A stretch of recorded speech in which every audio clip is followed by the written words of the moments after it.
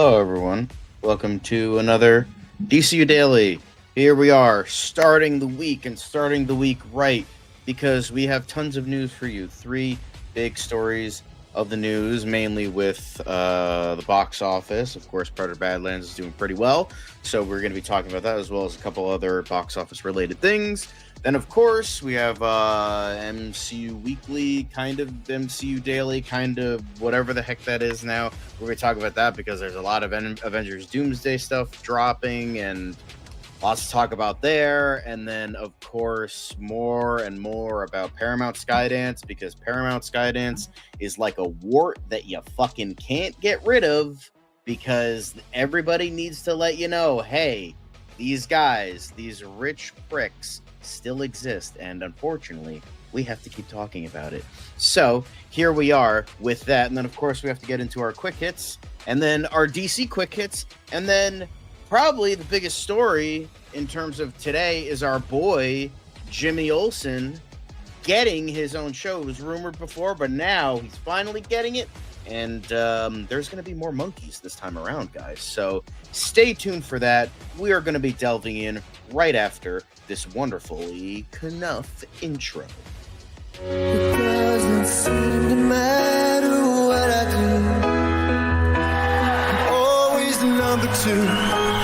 All right, mister, I need to paint my abs on to get nominated. You don't see Robert Downey doing that. You're kidding. Robert You're Downey. kidding. I can't open the envelope without the... Warner Brothers is heading back into the Matrix with a new movie in the works. Wonder what other surprises are in store. I want to be Bruce Wayne. I like that. You're gonna love me.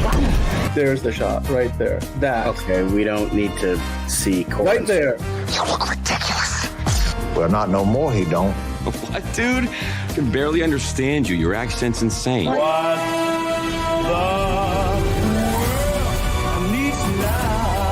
Give me a hand up. Nope, I'm actually okay. Thank you very much. Oh, wow. Wow.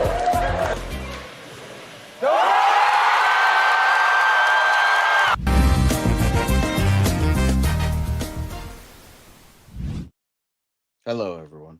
Welcome to the show. I'm John. Nice to see you guys. Here we are. Here we are to talk about all the things. Dan is going to be joining us a little bit later, but for right now, you're stuck with me. But that's okay. We're here. We're gonna have some fun. To the people in the chat, well, Jalen and Enterprising showed up for 2 seconds and then left because we took too damn long, but that's okay. We're gonna get some more people in here. Well, Nelson Moreno coming in. Hello, sir. Welcome to the show. Time to get into the first bit of news today to talk about. Nope, Dan, you're not a part of it. Get out of here. That's okay. He's off screen for right now. But anyway, so Predator Badlands kicks off a very, very, very good November because there's a lot of stuff coming out this month that's mainly IP after a very dead October, unfortunately. Well, let's get into a very bright November because it's already breaking records. It has a 40 million US opening, which I think was past what the predictions were that we were talking about Friday. So there is that as well. And then apparently it's been making $80 million globally.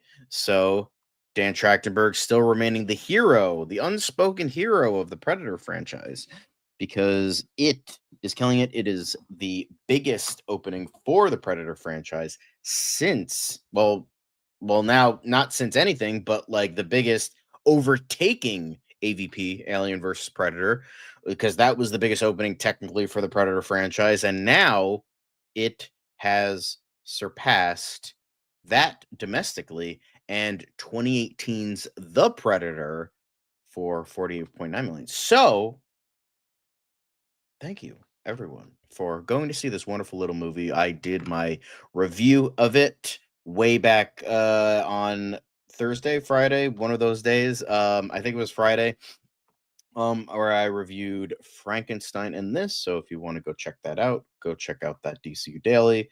Also, hello, Monique. Lovely. So it crushed its predictions. That's what I thought. It crushed its predictions, and it's awesome to see. because this is a great movie, and I know we're going to get into some of the quote unquote controversies. I use the term controversy very loosely, more like a non-troversy, but the box office setting records, and it also has an A- cinema score, which is also the best ever for the series.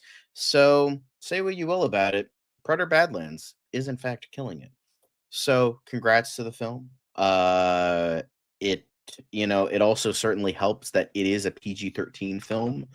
Even though it is still very violent. Don't worry about the violence if you were worried about that.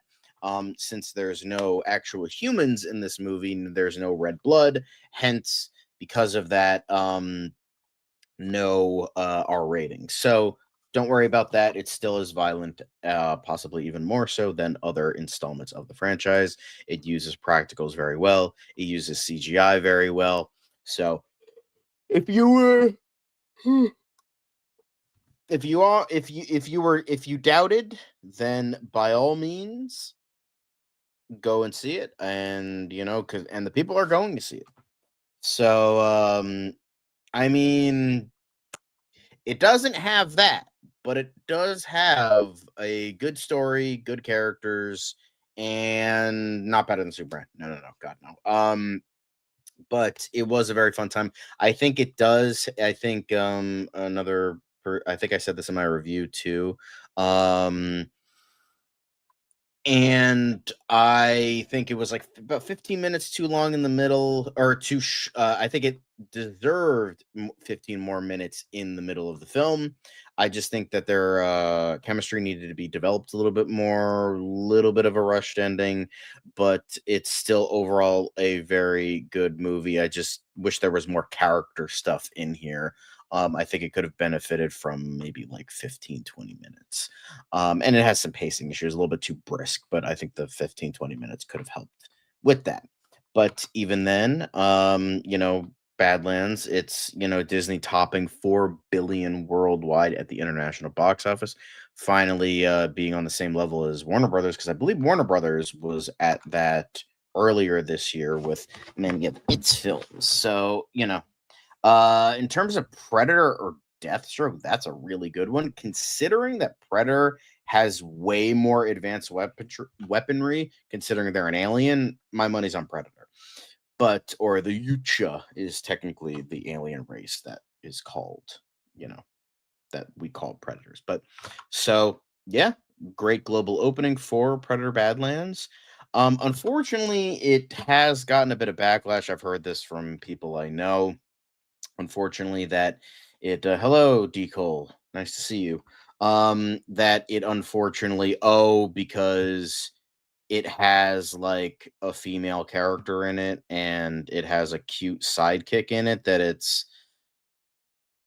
woke, I guess. I don't know. It's just people are dumb. It's like, it's I think you know people are like saying, "Oh, it's this." There's like sexuality things. It's Disney-fied. It just people being dumb as always. I heard it had a bit. I mean, kind of, sorta. I mean, it's not there for the majority of the movie, so I don't really know. I think they no, Dan. I think they need to touch grass. I think they need to go out, just take a handful of grass and just rub it between their hands, maybe give it a sniff and go and touch all the grass they need. Predator with the WW backpack versus Batman and Robin. Who wins? I have no fucking clue. But yeah, bullshit as always. But yeah. But one battle after another. The last bit in regards to box office stuff, one battle after another is nearing 200 million, and with that, one battle after another is going to make its digital debut this week, and of course, soon after, it's going to be going to physical media. Right after its digital release. So with that, Friday, November 14th, this week, we are going to be getting it on digital, like Prime Video, Apple TV, Fandango at home, and then eventually a couple months later in time, for in time for the nominations for the 98th Academy Awards. January 20th is when we're going to get physical media. So if you guys really like this movie enough and want it on physical media, that's when you have to get it. But if you're just okay with digital, then later this week, that's when you're going to get it. Is One Battle Now a success? Probably not. It's like it probably made its money back. But I don't know if it's like a huge success. It's probably more successful than it's probably more successful than what was initially thought, but it's probably going to go downhill after it hits digital. So that is it for the box office side of things. Obviously, now we're going to get into more of the fun stuff with the MCU side of things because we have a lot, and I mean a lot of Marvel stuff to talk about. So with this, apparently, according to scoopers and people online, that Marvel Studios is going to crazy lengths to deliver the perfect Avengers Doomsday teaser trailer. So with that, we did talk about this maybe a week or two ago that they have like tons, like a lot of versions of the same teaser trailer trying to perfect what to give us when that teaser trailer drops. It's allegedly being dropped with fire and ash, I think it was. And so if that's true, then they're really working hard to get that right and get that like done properly. So, you know, what to really do properly so to get the fans actually back this time around. But John Campea was saying that he was told that the trailer is so important they put together 20 something different versions of this trailer. After reaching out to a Marvel contact, he learned that the reality is that there are 30 or more with multiple trailer companies being used.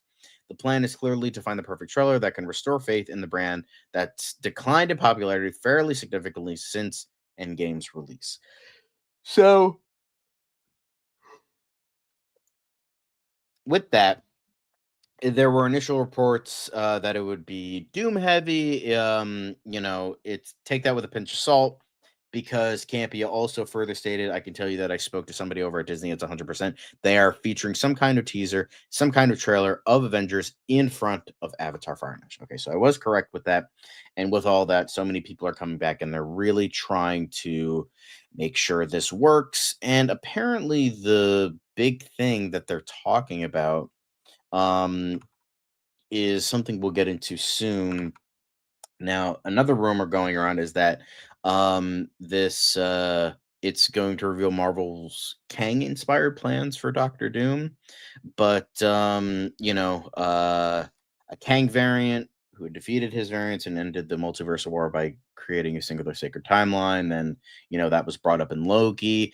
But according to Daniel Richtman, Doomsday borrowed a key part of Avengers Kang Dynasty, and we are going to be seeing several Doom variants in the movie. That kind of makes sense because they did bring back the initial writer, I believe, for Kang Dynasty. They brought him back and did some extra rewrites, so it makes sense that they're bringing that in. Also, hello, Caleb.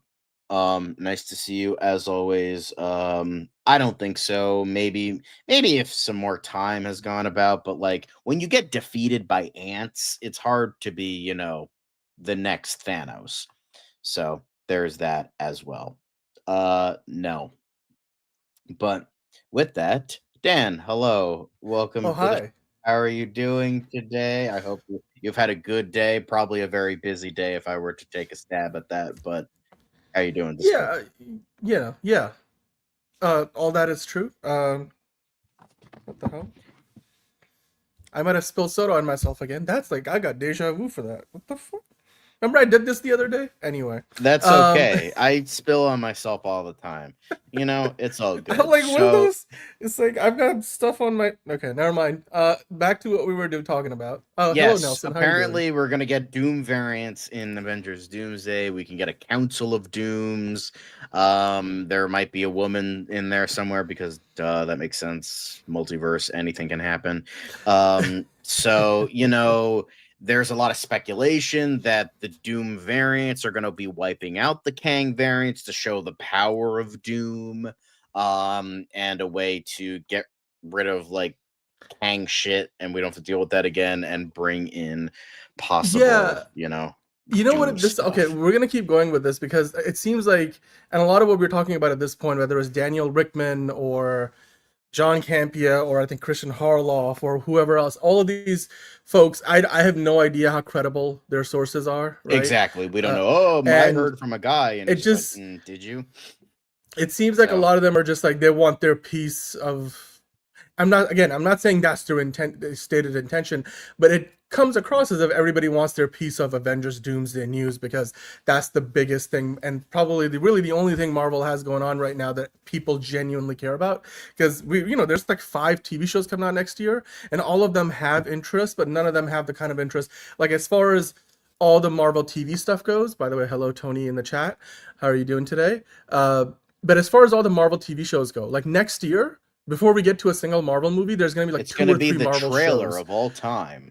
Yeah, it's so like Marvel's going to have 3 shows put out. I think Daredevil Born Again season 2, Wonder Man, which is the first thing that comes out next year, and then they will have the second season of Your Friendly Neighborhood Spider-Man coming out before the Sony Spider-Man 4 movie comes out, which is technically like Marvel, but it's also Sony. So. And then they still have 2 other shows, and then of course they have the special presentation, the Punisher thing. So, and all we seem to want to talk about for the most part is, Avengers Doomsday, because literally this is the movie now where it's make or break for the MCU seemingly, which is a sad state of affairs. And I get everybody wants their, part of the scoop, but some of these things, like 2 things can't both be true. Right? It's the whole. I mean, I don't know if you've gone to the part where we're going to talk about like what the trailer may show or not show, but like, what is this article about? So this is my time to shine. Another scooper who is not really the best source ever. But that of course we're gonna be talking about like, oh, Downey's Doom did indeed have a wife and son who died, and they're gonna be talking about costume leaks on social media and why Victor Von Doom is now targeting Steve Rogers, and apparently Doom lost his family due to an incursion created by the former Captain America. That it explains why he's okay. They're literally just ripping off Across the Spider-Verse. Like that's literally 2099's motivation. He lost his wife and son after fucking up with the multiverse, and now he's like going on a fucking manhunt by like making the perfect like. Bro, like, come on. You're not even being subtle at this point. If this is true, then this is just, wow. That's desperate. That is fucking desperate. I mean, look, here's the thing, though. That whole idea of my wife and my daughter died and therefore I'm coming after you, that's also something Marvel and many movies have done before. Like, literally in Civil War, Baron Zemo's motivation is exactly that. Because the actions of the Avengers led to the death of his family, including his wife and his kids, and that's why he wants to tear the Avengers apart. The most recent film to do that and that's Marvel adjacent, was Across the Spider-Verse. Right. But the thing is, it also involves the multiverse. That's the thing I was also trying to head at, is that with 2099, it involves the multiverse. So, right. Which is fair. But I mean, here's the thing, though. I don't know how credible this information is. Well, for all we know, this could be really far from the mark. So, but let's keep on going because this is not the only reporting we got on the movie. So apparently, the Doomsday trailer said to heavily feature Doom while concealing one major detail. Apparently, his face. According to Christian Harloff, we will not see Doom's face in this first trailer, which like. I get, but I also don't get at the same time, because I was like, okay, that makes sense. They don't want to spoil it because, that's a major thing. But then Dan, what were you telling me before? That made a lot of sense as well. It's 2 of these things both can't be true, right? The idea that John Campia was saying there have as many as 30 trailer variations from multiple trailer companies or trailer houses. And then there's also Christian Harloff, who runs in similar circles to John Campia. They used to work together. And I'm not questioning that, they're putting out straight up lies. I'm just questioning how credible is the reporting from the sources that they're quoting, which, how close are they? Is it like, again, one of those situations where is it the friend of a neighbor of the son of the guy who takes care of the uniforms of all the basketball players on the Boston Celtics talking about who they're going to trade for next versus, I don't know, somebody who works in the front office of the Boston Celtics who might have actual, like, more legitimate knowledge or stuff that's actually real. But having said all of that, Christian Holoff was talking about, okay, so Dr. Doom, we're not going to see his face in the trailer. And there's been reporting before, the rumors flying around that, his face is going to be really disfigured. He's going to be like a classic Universal monster, which, by the way, anytime anybody throughout the history of the MCU has said, oh, they're really committing to this bit like, classic XYZ movie trope, in this case, Universal monster, Marvel always seems to go 85% of the way there. Even with Fantastic Four, I feel like while they committed more to the 60s retro futuristic vibe more than, most Marvel movies do when it comes to like committing to a subgenre or something, it still felt like it was kind of half-assed in some ways, because I'm like, it didn't quite feel 100% like if I wanted a live action Jetsons movie. Like Fantastic Four comes close, but doesn't get all the way there. And then, they did a lot of things really well, but that's a good example. Most of the time, like, they don't go all the way there. So I don't expect them, when somebody says, oh, they're going to go Universal monster with this, I'm not expecting for it to look like a horror movie where his face is so disfigured. It to be like because it's Lugosi, Boris Karloff, exactly, Lon Chaney Jr. Yeah. I'm not expecting that at all. Because it becomes hyperbole at some point, because ultimately this is still a Marvel movie that needs to make $1 billion, $2 billion. It needs to appeal to that much of a wide audience. Having said all that, like, if they got 30 variations of the trailer, in none of those trailers do they have him showing his face? So who is right, who is wrong? I mean, those two things don't directly contradict each other, the pieces of reports, but it's also a matter of who gives a shit? We know it's Robert Downey Jr. It's not a surprise. Like, we can wait till the movie comes out. We don't need to know if his chin looks like a ball sack like Thanos. Like, I don't care. Like, it's like that detail I don't think is as important as the fact if they were to keep a surprise that it was Robert Downey Jr., which they can't, because they need to market the shit out of this movie so they can bring back all the lapsed MCU fans, because they want to go back and see Robert Downey Jr. back in the MCU. You know what I mean? Like, it's like none of this stuff is like really important. I'll go watch the trailer when it comes out because I'm gonna go see Avatar. So, like, do I really need to know all these details? Like, because it's that thing of Schrodinger's cat. Like, I'm not gonna live in the 29 other universes where the trailer had a different variation. I'm just gonna see the trailer that I see in theaters. Because I guarantee you none of us are going to get to see the other 29 versions of this trailer, right? So, and I bet you this is not the only movie. I bet you they probably had a dozen variations of the Justice League trailer when that movie came out, and that movie actually the trailer looked better than the movie, ultimately. And then there's a lot of examples of other big superhero and big franchises. I bet you for The Last Jedi or for the Rise of Skywalker, they did like a dozen different variations. They're making this out to be a bigger deal than it actually is. And I bet you some of that reporting, oh my God, they have like 30 versions of this trailer. You know what? As somebody who does this for a living, there's a thing called revisions where, you go through with the client and they want to make changes. So they might be on V24 of this trailer, but that doesn't mean V1 through 23 were final cuts. That's not what that means. Like, those were all works in progress that were iterated on. And even if they have 30 different versions, because in one, trailer, they want to show Doom's face and the other one they want to show his ass, I don't give a shit. Like, I'm only going to care about the one they actually show me, Like, I don't care if you show me Doom with gloves or without gloves, with underwear on or without his suit on or with a hood, that's actually covering his head or with a mask on. I don't know. I don't care. Like, it's just give me the trailer that's going to actually work. Like, this is all like, it's grasping at straws because the news cycle is slow. So here we are ranting about like reporting that's probably not going to matter at the end of the day, because as soon as the trailer comes out, none of this like means anything. So. Anyway. Yeah.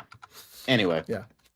Exactly. That's give us I would like for Zack Snyder to actually edit a version of the Doomsday trailer, because that will be the best trailer that we can find. Yeah, there's gonna be so many dead pixels. It's gonna be great. Yeah, it's gonna be amazing. Anyway, I think we're done with this. Although, speaking of Thanos, apparently Josh Brolin was like, Oh, "Hey, look, that's what happens when you don't shave your balls for a while. Sorry, just kidding. anyway, if Joe Russo comes to me, speaking of ball sacks, which he may have, I might come back. And why do we care? Why do we care? Well, I don't care. what's funny is if you it's he says like, which he may have, and like Josh Brolin, we know that Josh Brolin loves the Russos, so he likes to play with us. He likes to play with us, which is fine. As long as he's doing that while he's like doing this to his beard. I mean, if Thanos is doing that, he likes to play with balls. But anyway. We'll see. Again, we'll see. Will he come back as Cable? Probably not. I would highly doubt that they're going in that direction. I mean, Ryan Reynolds is too busy making other things of his own to come back as Deadpool.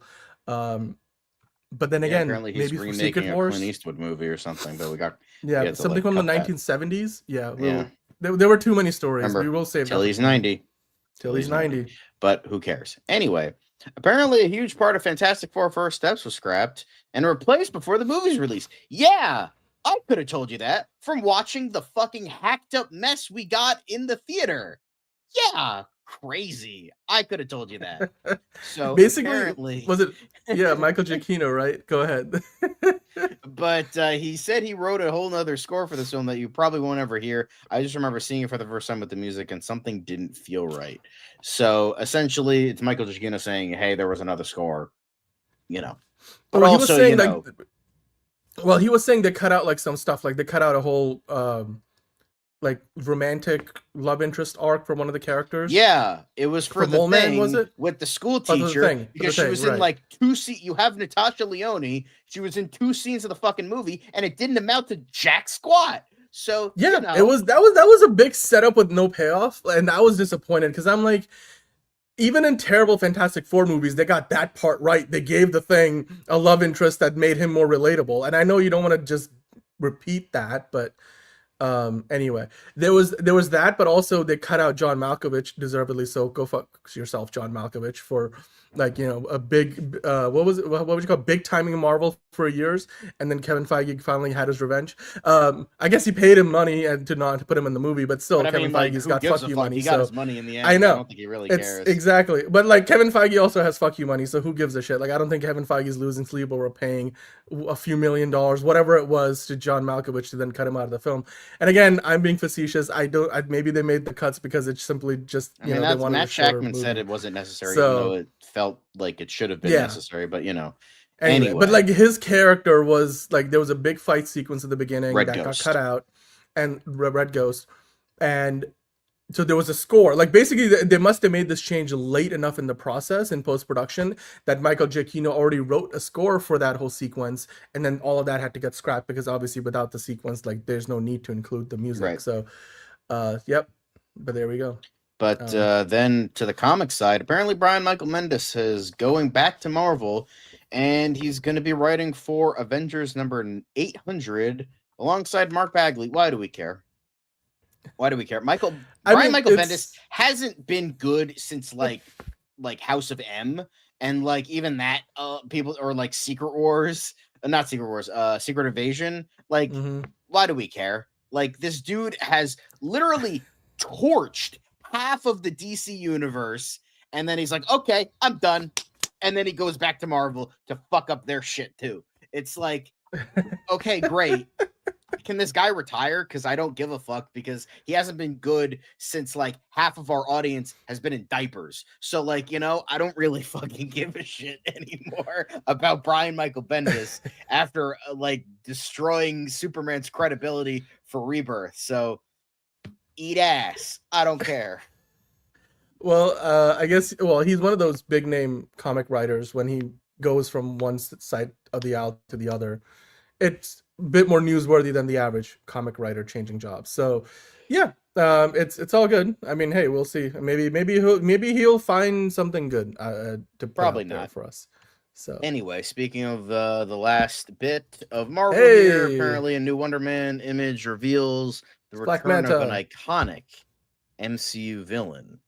So an iconic villain is, drum roll please. Let me find the drum roll sound. Hold on. We don't even have it. Okay, I got another one instead. There we go. Okay. It's Ben Kingsley, Trevor. It's Ben Slattery. Kingsley. Go down. There's a photo. Collider has an exclusive that Oh my they made God! such a big deal out of. Good for you, Collider, trying to be the Entertainment Weekly, but not really. Because this is all it is. I mean, it's Trevor Slattery. He's back. Of course, we already know this, and we already saw some of this in the trailers they've already put out, so it's not really news. But I guess this is an exclusive for Collider, so there we go. It's like he was in the trailer. Oh my God, we saw a picture of them talking. Crazy. All right, cool. I know, right, Tony? We already knew he was going to be in this. They meant to, this was Collider's attempt to do one of those like returned. Yeah, this is Collider trying to be like, oh look, we got this big exclusive like Entertainment Weekly. We got these insider behind the scenes photos, and like it's just one image, and then they try to like clickbait you. But anyway, before we move past Marvel, there was an interesting question from Anthony to address that. I did see that report, Production Weekly, talking about Black Panther 3 is going to start filming at the beginning of next year. Yeah, so the Shadows of Wakanda title is probably a working title. I doubt that that's the final title. B, we have seen reports in Production Weekly before. They're not super reliable, although they're not exactly like IMDb bad, because IMDb, the information is highly unreliable until the movie actually comes out, and then, you know, you get real information. Until then, and I mean, because literally anybody can go in and be like, I worked on Black Panther Wakanda Forever. Like, it's hard to verify. It's not like, you know, it's not even as closely monitored as Wikipedia is. But anyway, the point is, with Production Weekly, that's not quite the same. Hello, Movie Spud. With Production Weekly, you usually get information that is somewhat verified, because Production Weekly isn't like an open to everyone site either. It's like you need to pay for a subscription to get access to all the resources that they offer, which is behind a paywall. But having said all that, it doesn't mean they're going to completely go through with it. But also, if they go into production on it next year, I wonder if we're going to be sitting on that movie for 2 years, because right now they don't have another movie on the schedule until Secret Wars, right? And on top of the fact, I don't know if you remember this, but I think it was last year, or maybe this year, I don't remember, but I remember talking about how we got a report from Production Weekly that Booster Gold was going to be filming in like July of 2014 or 2024 or 2025. And it's like, yeah, that turned out to be a hock of shit. So like, you know, I don't really totally 100% believe Production Weekly. So, you know. And look, I'm not saying they're lying. It could just be that that's the tentative date for when they start filming it. It would line up with everything that they've been talking about, in the sense that, you know, Ryan Coogler has been working on that movie for a while. He's also working on a bunch of other stuff. So that's not the only thing he's working for, you know, on the Marvel side of things. Hello, exactly. Last. Also, hello, The Last. Lovely to see you. Because my concern would be, yes, it's one of those projects that Marvel is definitely going to be doing. What is it going to be about? Because if they haven't started filming Secret Wars yet, then I wonder how that's all going to fit together. Because Secret Wars is going to be another big movie, and I think they're probably going to try to make sure that all the availability of the actors, a lot of which will overlap between Black Panther 3 and Secret Wars, they're available for Secret Wars filming before they are for Black Panther. It's more likely that they might roll on a potential X-Men movie, but even that we don't really have any concrete information on, because everybody and anybody who may be attached to it seems to be like very like, maybe it's gonna work, you know, maybe we're attached to it. Like the director's like, Jake Schreier's like, I think I got the job, but they're all being very coy about it, and we don't really know who they're have cast for the movie yet. So there's a lot of uncertainty, and I certainly don't think it's a situation where we can take that for like, you know, for sure, like, okay, this is actually happening. And if it is happening, if they are filming Black Panther 3 next year, then that's great, because that means we actually get one more Marvel movie in 2027 than we currently seem to be, you know, looking forward to. Yeah, exactly. Secret Wars. So it wouldn't take them 2 full years of production, because if they go to film it next year, Anthony, then I mean, the movie probably takes 4 months, 6 months to film at most. More likely 4 months. Then do they really need like 1.5 years of post-production? Are they going to finish it and then just sit on it? Or are they just going to like do it and then just fucking sit on it for so damn long? Exactly. Marvel doesn't operate that way. Remember, guys, the day that Superman finished production is the day Fantastic Four went into production. And Fantastic Four only came out 2 weeks after Superman did. And admittedly had way more CGI effects in it in terms of like set extensions and a lot more of that kind of like, you know, post-production work that needs to happen than Superman did, where James Gunn did a surprisingly large amount of stuff just in camera straight up, even though that movie also had a lot of VFX in it. So I don't know. That wouldn't exactly be something that Marvel's known for. They work fast and somewhat efficiently, I guess. But I wouldn't be surprised if they're filming it. I just don't know if it lines up because they've got some other big stuff that's already in the pipeline. And if they are filming it next year, I would wonder if they're gonna maybe give it a release in 2027. Right. But then you'd wonder how that ties into Secret Wars. Are we gonna get a new T'Challa by the time we get to Black Panther 3? And if we are, then will we know about that new T'Challa before we get to Secret Wars? And all, so there's a lot of speculation. So it's a good talking point. I would say that Production Weekly is on a scale of 1 through 10, with 1 being absolutely unreliable to 10 being perfectly reliable. Production Weekly is a bit of like a 5. So IMDb is probably like a 2, honestly. Like I said, until the movie actually comes out, because then you'll get information that is actually accurate and referencing the real movie credits. But yeah, it's probably a 5 out of 10 in terms of reliability. So I take it with a big grain of salt. And yeah, look, like the last is saying, the Marvel is sort of learning their lessons with having stretched themselves too thin, and they want to make this current, like, you know, drop in volume a means for them to increase hopefully the quality of production. Does that mean Doomsday and Secret Wars will be amazing? No, because it's never a guarantee. Making a good movie is very hard, but I just don't think, you know, they're in a rush to add a second or third movie on their 2027 slate.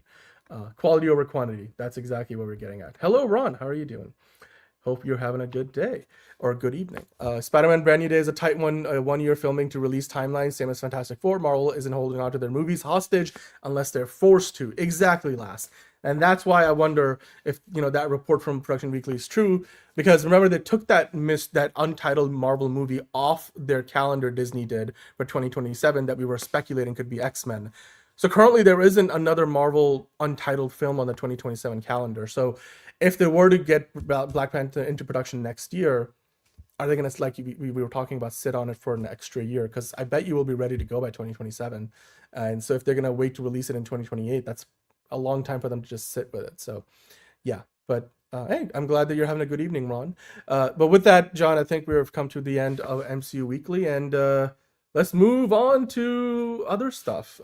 We got to talk about Paramount Skydance, right? Paramount Skydance. We got to talk about this fucking ugly mug all over again. Yes. Well, John, you know that David Ellison has been making big moves since he took over Paramount. He bought, like, think about this for a moment. He bought Skydance, is the company that David Ellison owns, and he's backed by his very rich, second richest person in the world, father, Larry Ellison, who owns Oracle. And they bought Paramount for $8 billion. And when I say they've been making big moves, one of the biggest moves, one of the first moves they made after buying Paramount for $8 billion, they spent another almost $8 billion, $7.7 billion on UFC rights. So that's going to be part of Paramount. We'll talk about Paramount Plus. We'll talk about that in a moment.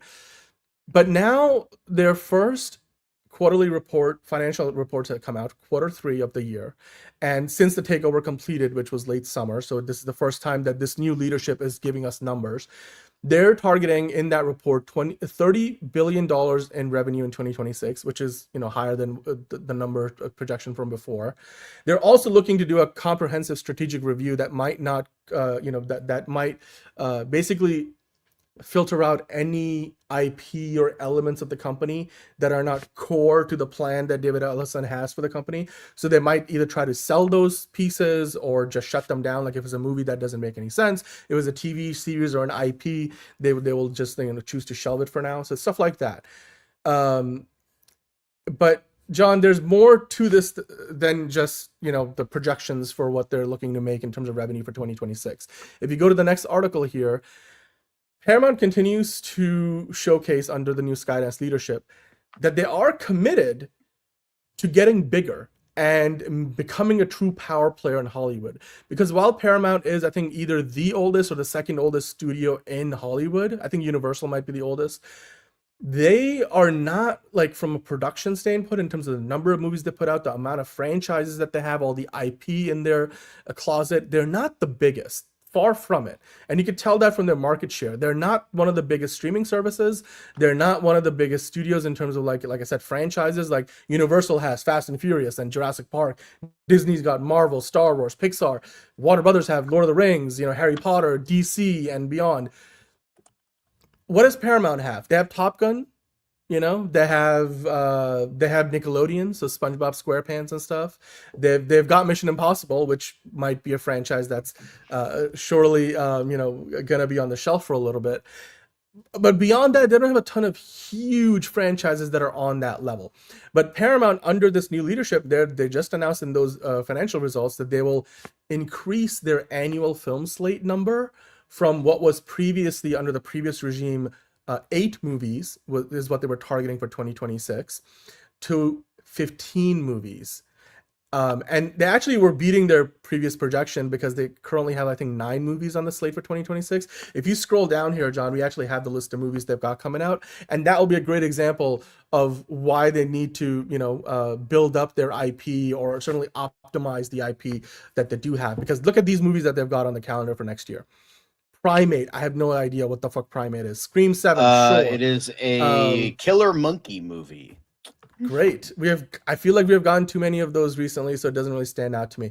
Not really. It's an actual it's not like the monkey where it's a toy. It's like an actual ape that, like, it's like got like reprogrammed, or like it was a pet. And then it was like given like a vibe. I think it was like given rabies or something, and then it starts fucking going crazy. So fair enough. But I mean, that seems like more like Cocaine Bear than like a movie that's gonna make $1 billion. But no, I know. I'm just saying that you have fair enough.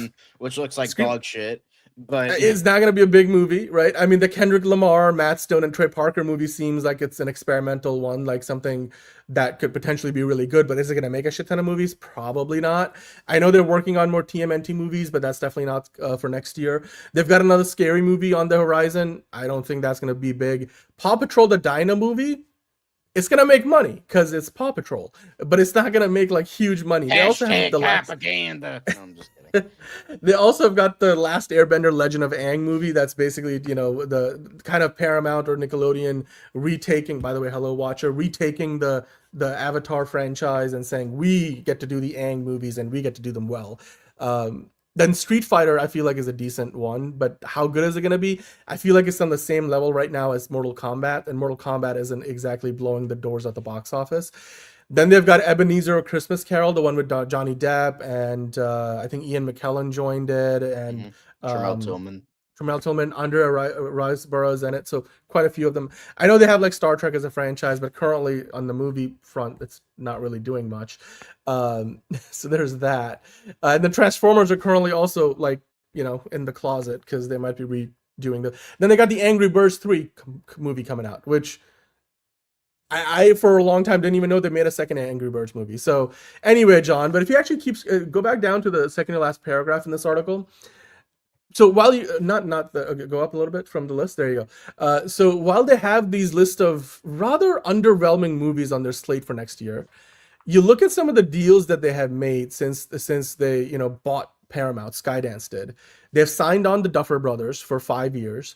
I think they brought in James Mangold and gave him a deal.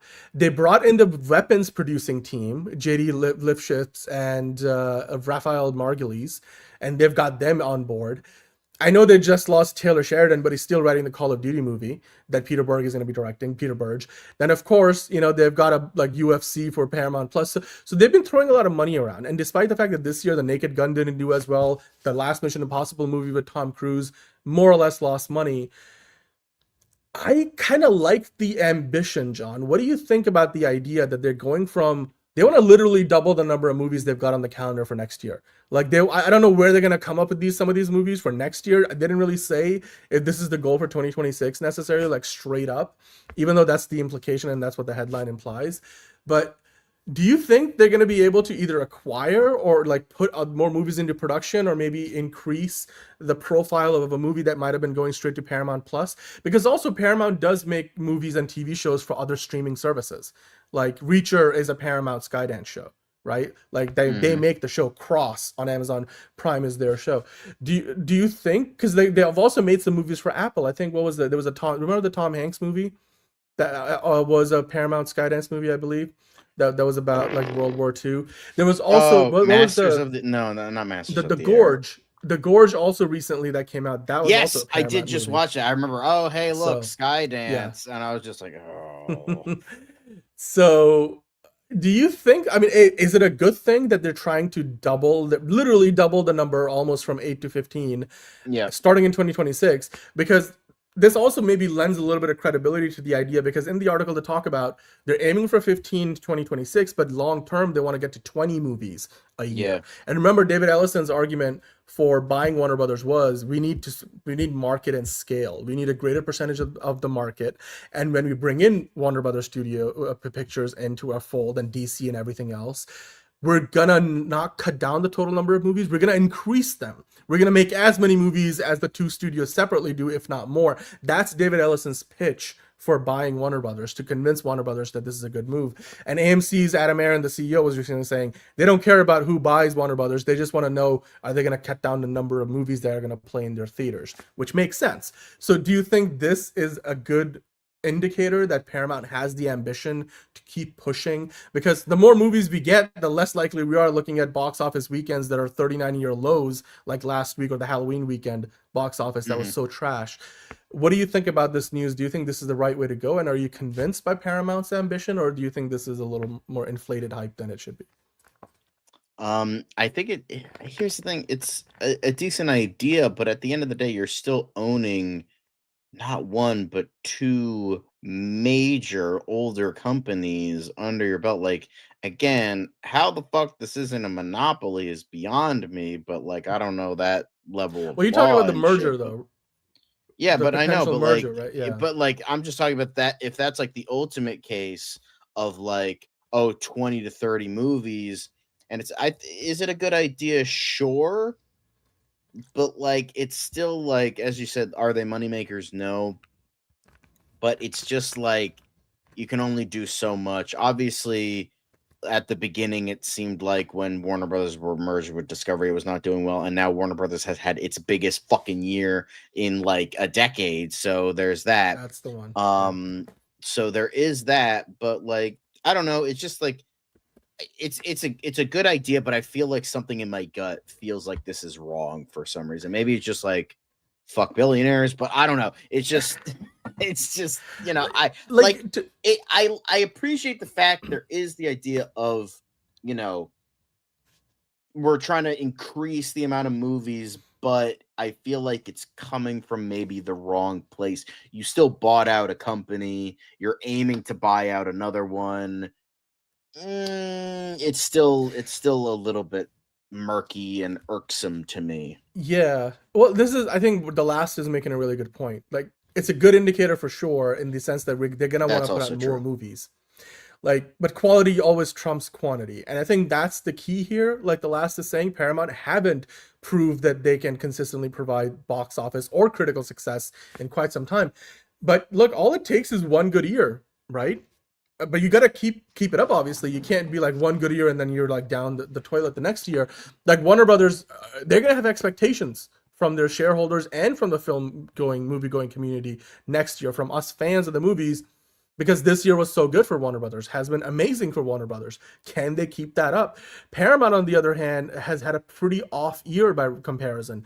Granted, they've had some couple of really good years in recent times, you know, with Top Gun Maverick, they did really good.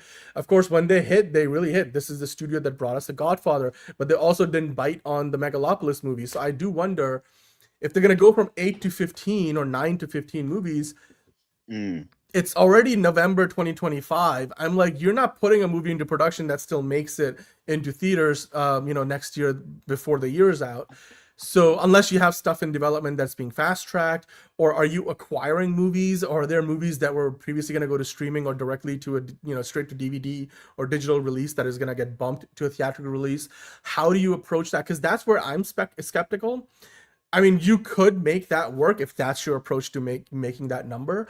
But like you said, John, as long as they're not doing this simply so that they can meet like a quote unquote quota, which I don't think that's their intention. Like, why would you do that? Because then that, people can look at a turd and call it a turd. Like, it's not like we're dumb. Like, if they put out like an extra 7 movies from what they currently have planned, and all of them are shit and none of them like mean anything, and then we're gonna know, like, when we can talk about that later. But so hopefully this is a good sign, because in the long term, I do hope that they make more movies a year. I feel like other studios should be doing the same, because we have been talking about for years, studios have slowly dwindled down the number of movies they put out every year.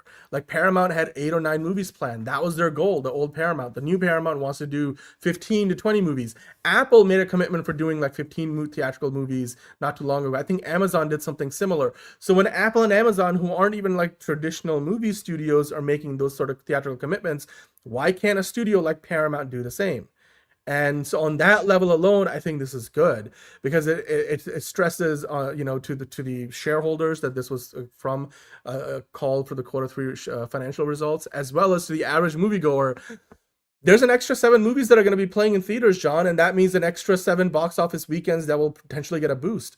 Hopefully it's good. They're good movies, and maybe they can, bring in some more franchise works, because the IP is really, what sells these days with audiences. So, I mean, this is the thing though, Enterprising. If they're already going to 15 to 20 movies, does that mean when Warner Brothers comes into the fold? I know Warner Brothers puts out somewhere in that neighborhood already, right? If you just count the ones that came out this year from Warner Brothers, New Line Cinema, DC Studios, you can count 12 to 15.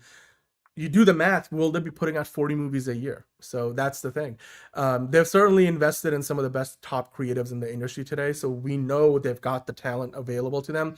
Like, they also signed a deal with Jessica Biel's production company, like a first look deal. So like everywhere, it's like they're doing that Apple approach where, everybody wants to work for Apple, and like virtually every A-lister has a show or a movie on Apple TV Plus or Apple TV now. Maybe that's what they're doing with Paramount. But I mean, and if that is the case, then good for them, because the one thing that the old Paramount didn't have was cash on hand. Like, they weren't a very cash rich company. This new Paramount Skydance, they've got money to spend. So, and if they're willing to spend it and they're not willing to just cut costs, and then I hope, I think that's good, because I'm like, give me more movies. I'm a movie fan. I can't, as long as they're good movies, I'll take more of them. So yeah, I don't know. But John, this is not the only thing about this, because they're not only looking to do more things in the world of the movies, they've also planned a significant expansion of their TV studio output. Now, since they reorganized under the new Paramount Skydance company structure, they've got 2 major TV studios, CBS Television Studios, and then they merged Skydance and the other MTV Showtime entertainment studios into Paramount TV Studios.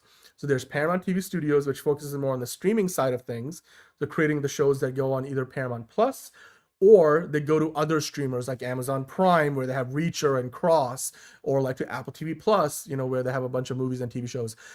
And then they have CBS Studios, which makes, FBI and NCIS and the many spin-offs of Fire Country, those kind of shows. But they're looking to expand on that, and they're looking to also now focus more on their IPs, because they're like, look, our cable channels, we're not looking to get rid of them, but we do have some iconic, franchises there that we can use to build up our streaming presence or digital presence.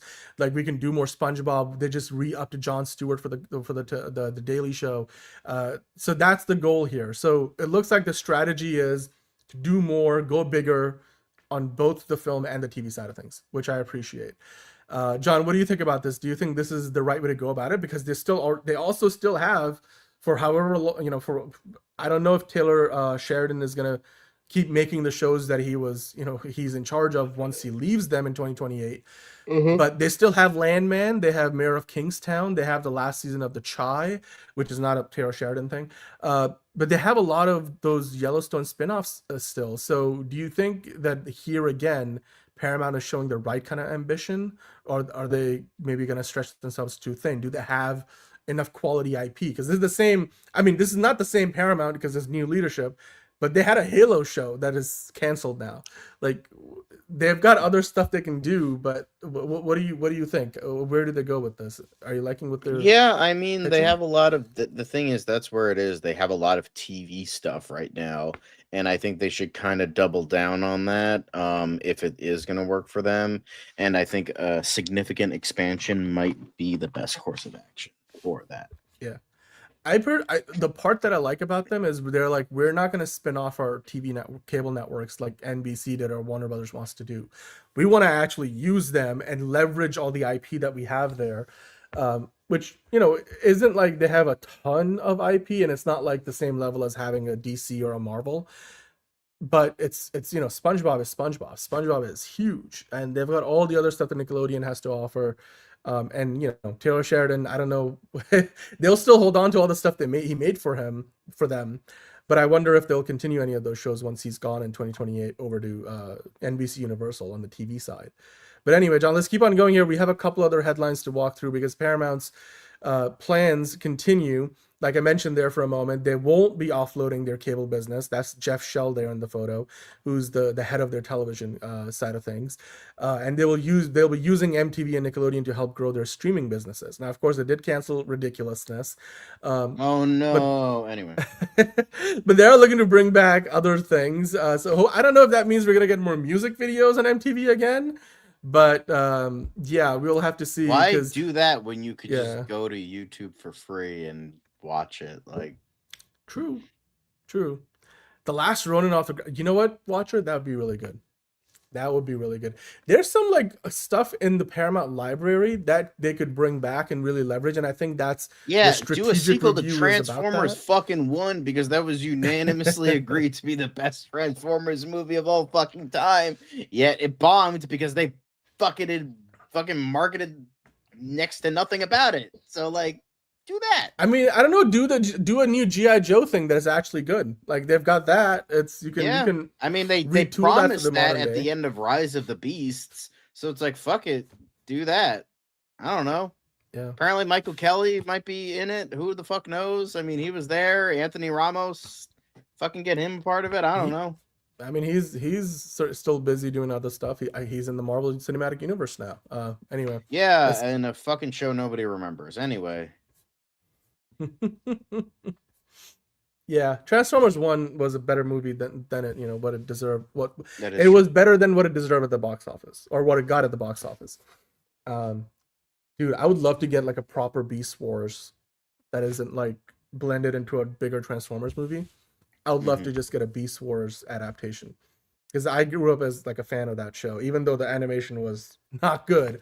It's just like it's one of those things that I have a soft spot for. Yeah, I would love to see some of these. They do have some good franchises over at Paramount. I mean, again, not as iconic for today's audiences, so they'll have to build up some of that prestige around them, but still.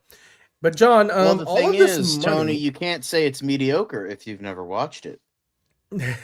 Boom, there you go. It's fine if you don't like if you're like, I never watched it. Cool. Can't say it's mediocre. You never watched it. Until you watch it, can't say anything about it. You know what? That's probably what Figure Drawing says to you every time you talk about something Marvel related that you haven't seen.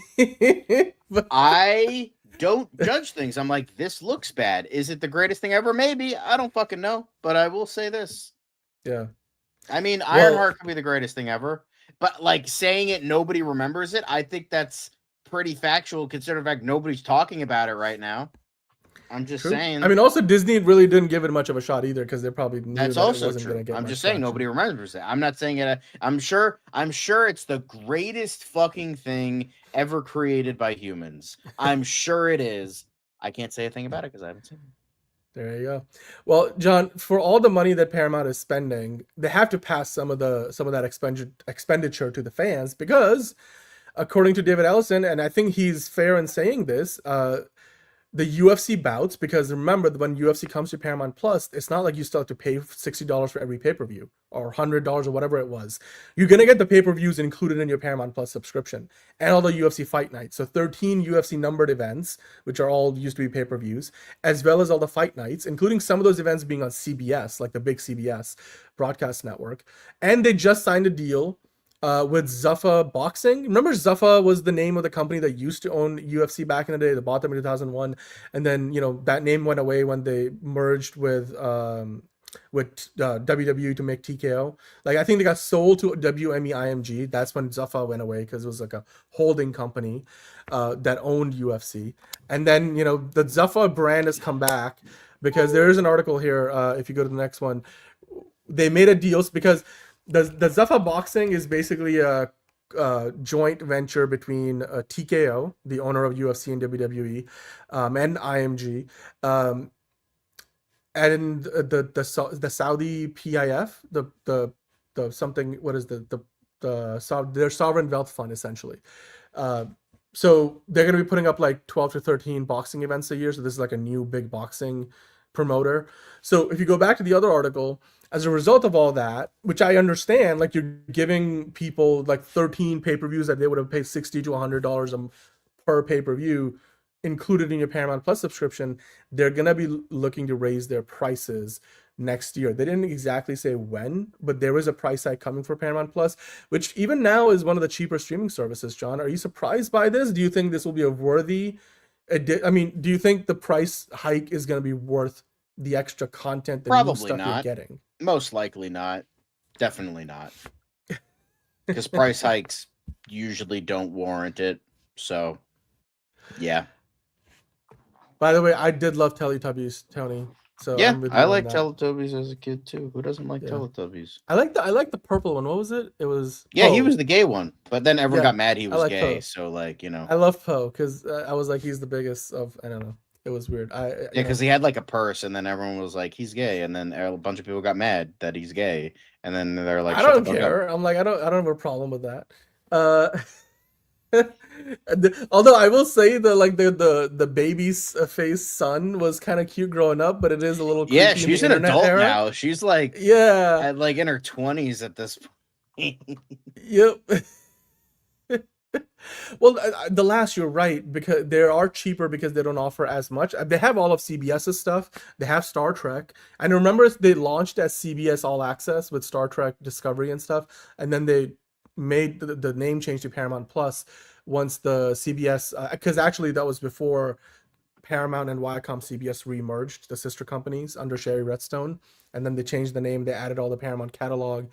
But yeah, I think with all of I personally think this will be of all the price hikes that I'm mad about, depending on how much of a price hike it is, if it's only like $1 or $2 extra a month, as somebody who might want to watch a few UFC events and all the other stuff that they're potentially going to put on there with all these deals they're making, maybe watch a boxing event or two, I think that's worth it because an extra $2 a month over the course of a year is the cost of one UFC pay-per-view that you would have had to pay for multiple times per pay-per-view if you were to watch it before when they were on ESPN. So I personally think this is a worthy, announcement in terms of just, sure.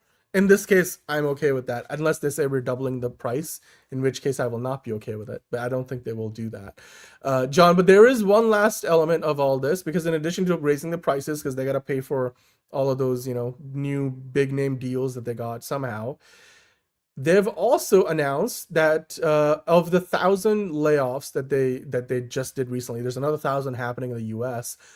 600 of their staff just took buyouts after they put out a new mandate for a back to office thing. So basically asking people to come back to the office 5 days a week in New York and such, and a bunch of their other locations. They were like, you either come back to office 5 days a week, there's no hybrid, there's no remote, or, we'll give you like a severance pay package. And 600 staffers took that, which I guess good for them. In this economy, I would probably be like, I'm going back to office. I want to keep my job. Fuck you. I mean, but also a lot of those people were like executives, like, mid-level executives and stuff, senior vice presidents. So I'm sure their paid severance packages were, worth it. But, and also they probably have, a lot more in savings than the average person does. And they're doing this because I think this is one thing that is a little underrated that might go under the radar. That Disney era when they were making $5 billion movies a year was when Bob Iger was still around. I mean, he's around now, but before he retired and came back and to kick out Bob Chapek, who he chose as a successor. That era of Disney in the 2010s, was because Bob Iger gave the power to the creative heads of the studios, like Kevin Feige, and he removed a lot of the bureaucracy that studios have, a lot of mid-level management and stuff. That's the kind of thing that Bob Chapek brought back, and that drove Disney into the ground faster than Bob Iger could catch an Uber back to the studio to kick Chapek out of his office. So like all of that, I think that flattening out that structure to make it more flexible, remove some of the middle tier management and the silos that they had, and really integrate everything. So they now will have a direct to consumer business, which is like streaming. They'll have a TV business, so all the cable stuff, and then they'll have a movie business, the movies, the movie studio. So simplifying that, I think that is actually gonna help Paramount kind of follow, hopefully, in the footsteps of what Disney did, which, like it or hate them, Disney was making mad money in the 2010s, and it was just flying, off the shelves. Like, they were easily the highest grossing movie studio. Maybe too much power in one studio, but it clearly worked well. So I think Paramount taking a similar approach, underrated. Also, they're selling off a bunch of TV networks they owned in Argentina and Chile. Good for them, because they just don't see that any value there. But John, what do you think about this approach? Even though they had 600 staffers take pay packages, severance packages, they are changing the way the company's organized to help improve the freedom that the creatives have to do their best work and to be empowered to do that. Do you think that this is going to lead to the kind of success that Disney had back in the 2010s, or not? No, I don't think so. I don't think that we're ever gonna reach those highs ever again from anybody, whether it be Disney, whether it be Paramount. I don't think we're ever gonna reach that. Is this maybe a good move? Maybe, we'll see. But like, I can't see it going back to that. And they have to evolve, but it feels like they're stuck in this pre-COVID thought process, and it just doesn't work. And that's a shame. But like, I mean, there are people that are trying, yes, but like at the same time, there's also people like David Ellison that are just like, hey, throw money at the problem and see if that fixes everything. So it's just like, I don't know if that's it. Okay, I don't think that's entirely true, because so far, I mean, he's not just maybe an throwing money at the oversimplification, problems, but I'm willing to give them a shot, because I think so far they're making the right moves. Because I'm like, if there is that formula seemed to work really well for Disney, and David Zaslav did something similar with reorganizing Warner Brothers Animation and Warner Brothers Games and really streamlining it, if you want to call it that. A lot of people lost their jobs, granted, which is terrible. But then also, like, that's how we got DC Studios. Like, James Gunn and Peter Safran report directly to David Zaslav, because they don't have middle management. They don't have a DC Films that sits under Warner Brothers Pictures, which then reports to the big CEO of the entire company.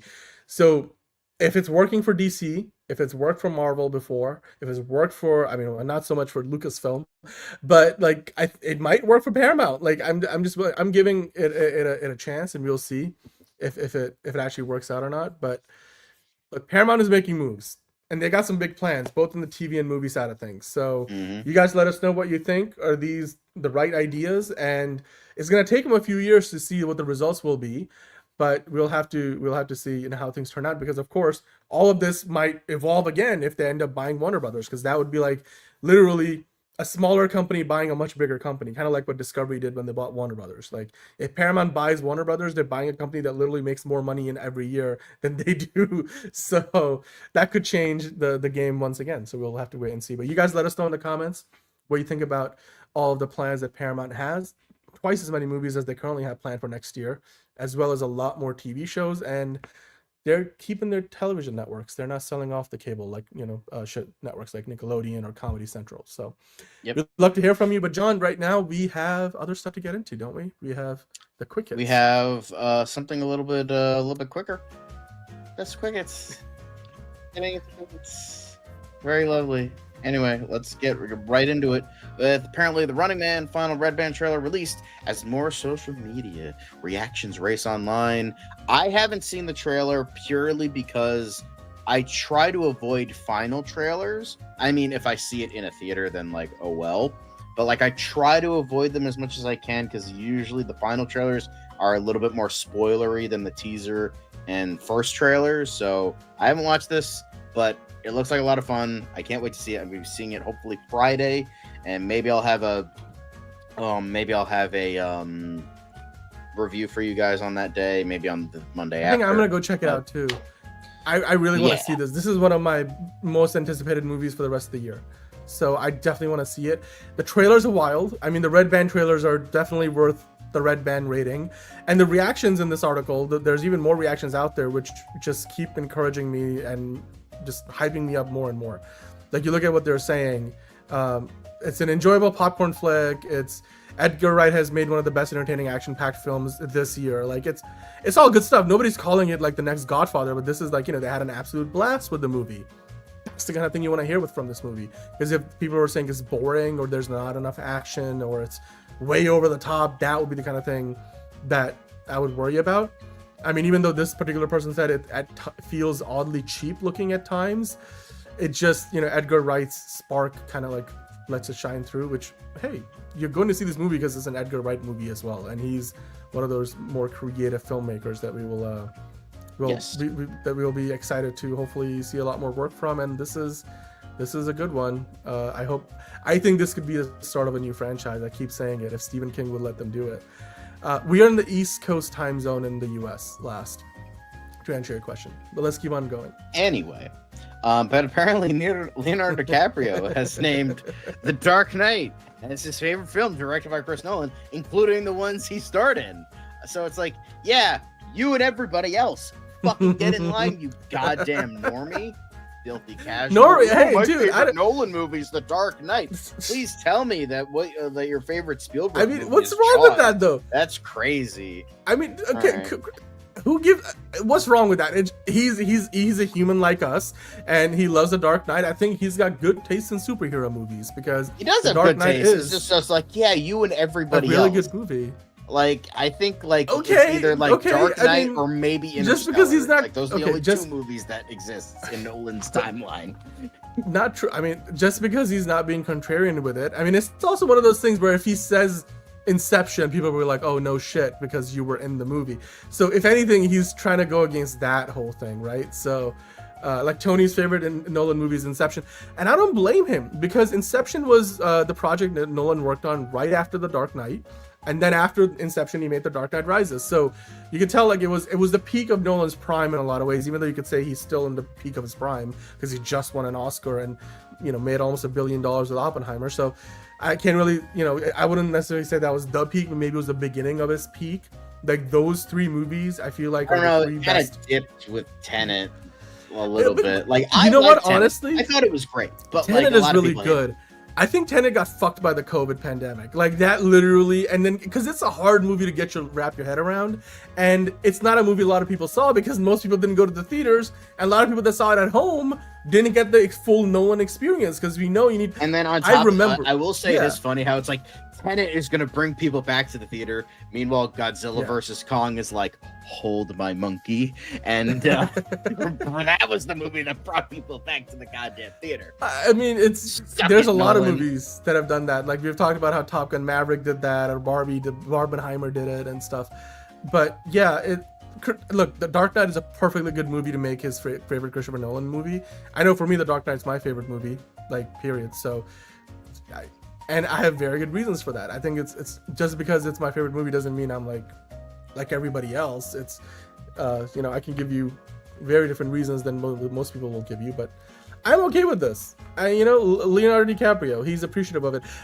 Wasn't he even like considered to be part of the franchise? Like, didn't he almost get cast in the Dark Knight trilogy at one point? Or I don't think so. Misremembering that? But anyway, I don't think so. Yeah. Hey, goes to show you, Christopher Nolan's Dark Knight, it still has that cultural influence that somebody like Leonardo DiCaprio still calls it his favorite Nolan film. So anyway, going from one side of the bridge to the other, Oscar Isaac is apparently open to returning to Star Wars universe if Disney can figure it out and not succumb to fascism. So don't become the very thing you swore to destroy, Disney. But so Oscar Isaac is like, hey, I'm open to it, but like, get your shit together, Disney, which is like, don't think they ever will. So we're probably not going to see Moon Knight ever again either. So, Yeah, I mean, I think his actual quote was not so open as he was before, because they're like, the Disney, if they can figure it out and not succumb to fascism, maybe, which I totally understand, because I get it in light of recent events. So good for him. Speaking of good for them, Millie Bobby Brown channeled her inner Tom Cruise for final season of Stranger Things. The Duffers have been training me for this moment. So we're going to see a lot of running, apparently. A lot of running. A lot of Tom Cruise running. A lot of running. Anyway. Or maybe she's got a new laugh. You know, like or like maybe he's she gonna took do the her laugh tooth and put it in the middle of her tooth line. So, you know. Maybe. Anyway. Maybe. But next up, Celebrity Traders renewed for season. I don't even know. It broke record. So this is basically the Traders franchise that Liz is a big fan of, and like Fiona loves that. So I have to watch it. You know, like it's actually for reality shows, it's not terrible. It's certainly more enjoyable than Survivor or some other shit like that. But Celebrity Traders is basically they bring in celebrities instead of normal people, and it broke records, the celebrity version of it in the UK. So the BBC has renewed it for a second season. I get the animators were not paid properly. Sausage Party, that's a pretty damn good movie. Like, it's not the greatest thing ever, but it's funny. I will say it's pretty damn funny. Yeah. But this was exciting for people who are fans of the franchise. The only thing is, if you're a fan of Traders and you want to see this particular version of the show, it's not streaming in the US yet. So I wonder if they're going to figure that part out, because you can, I think you can watch it in Canada and in the UK, obviously on BBC. So if you're in America, then yeah.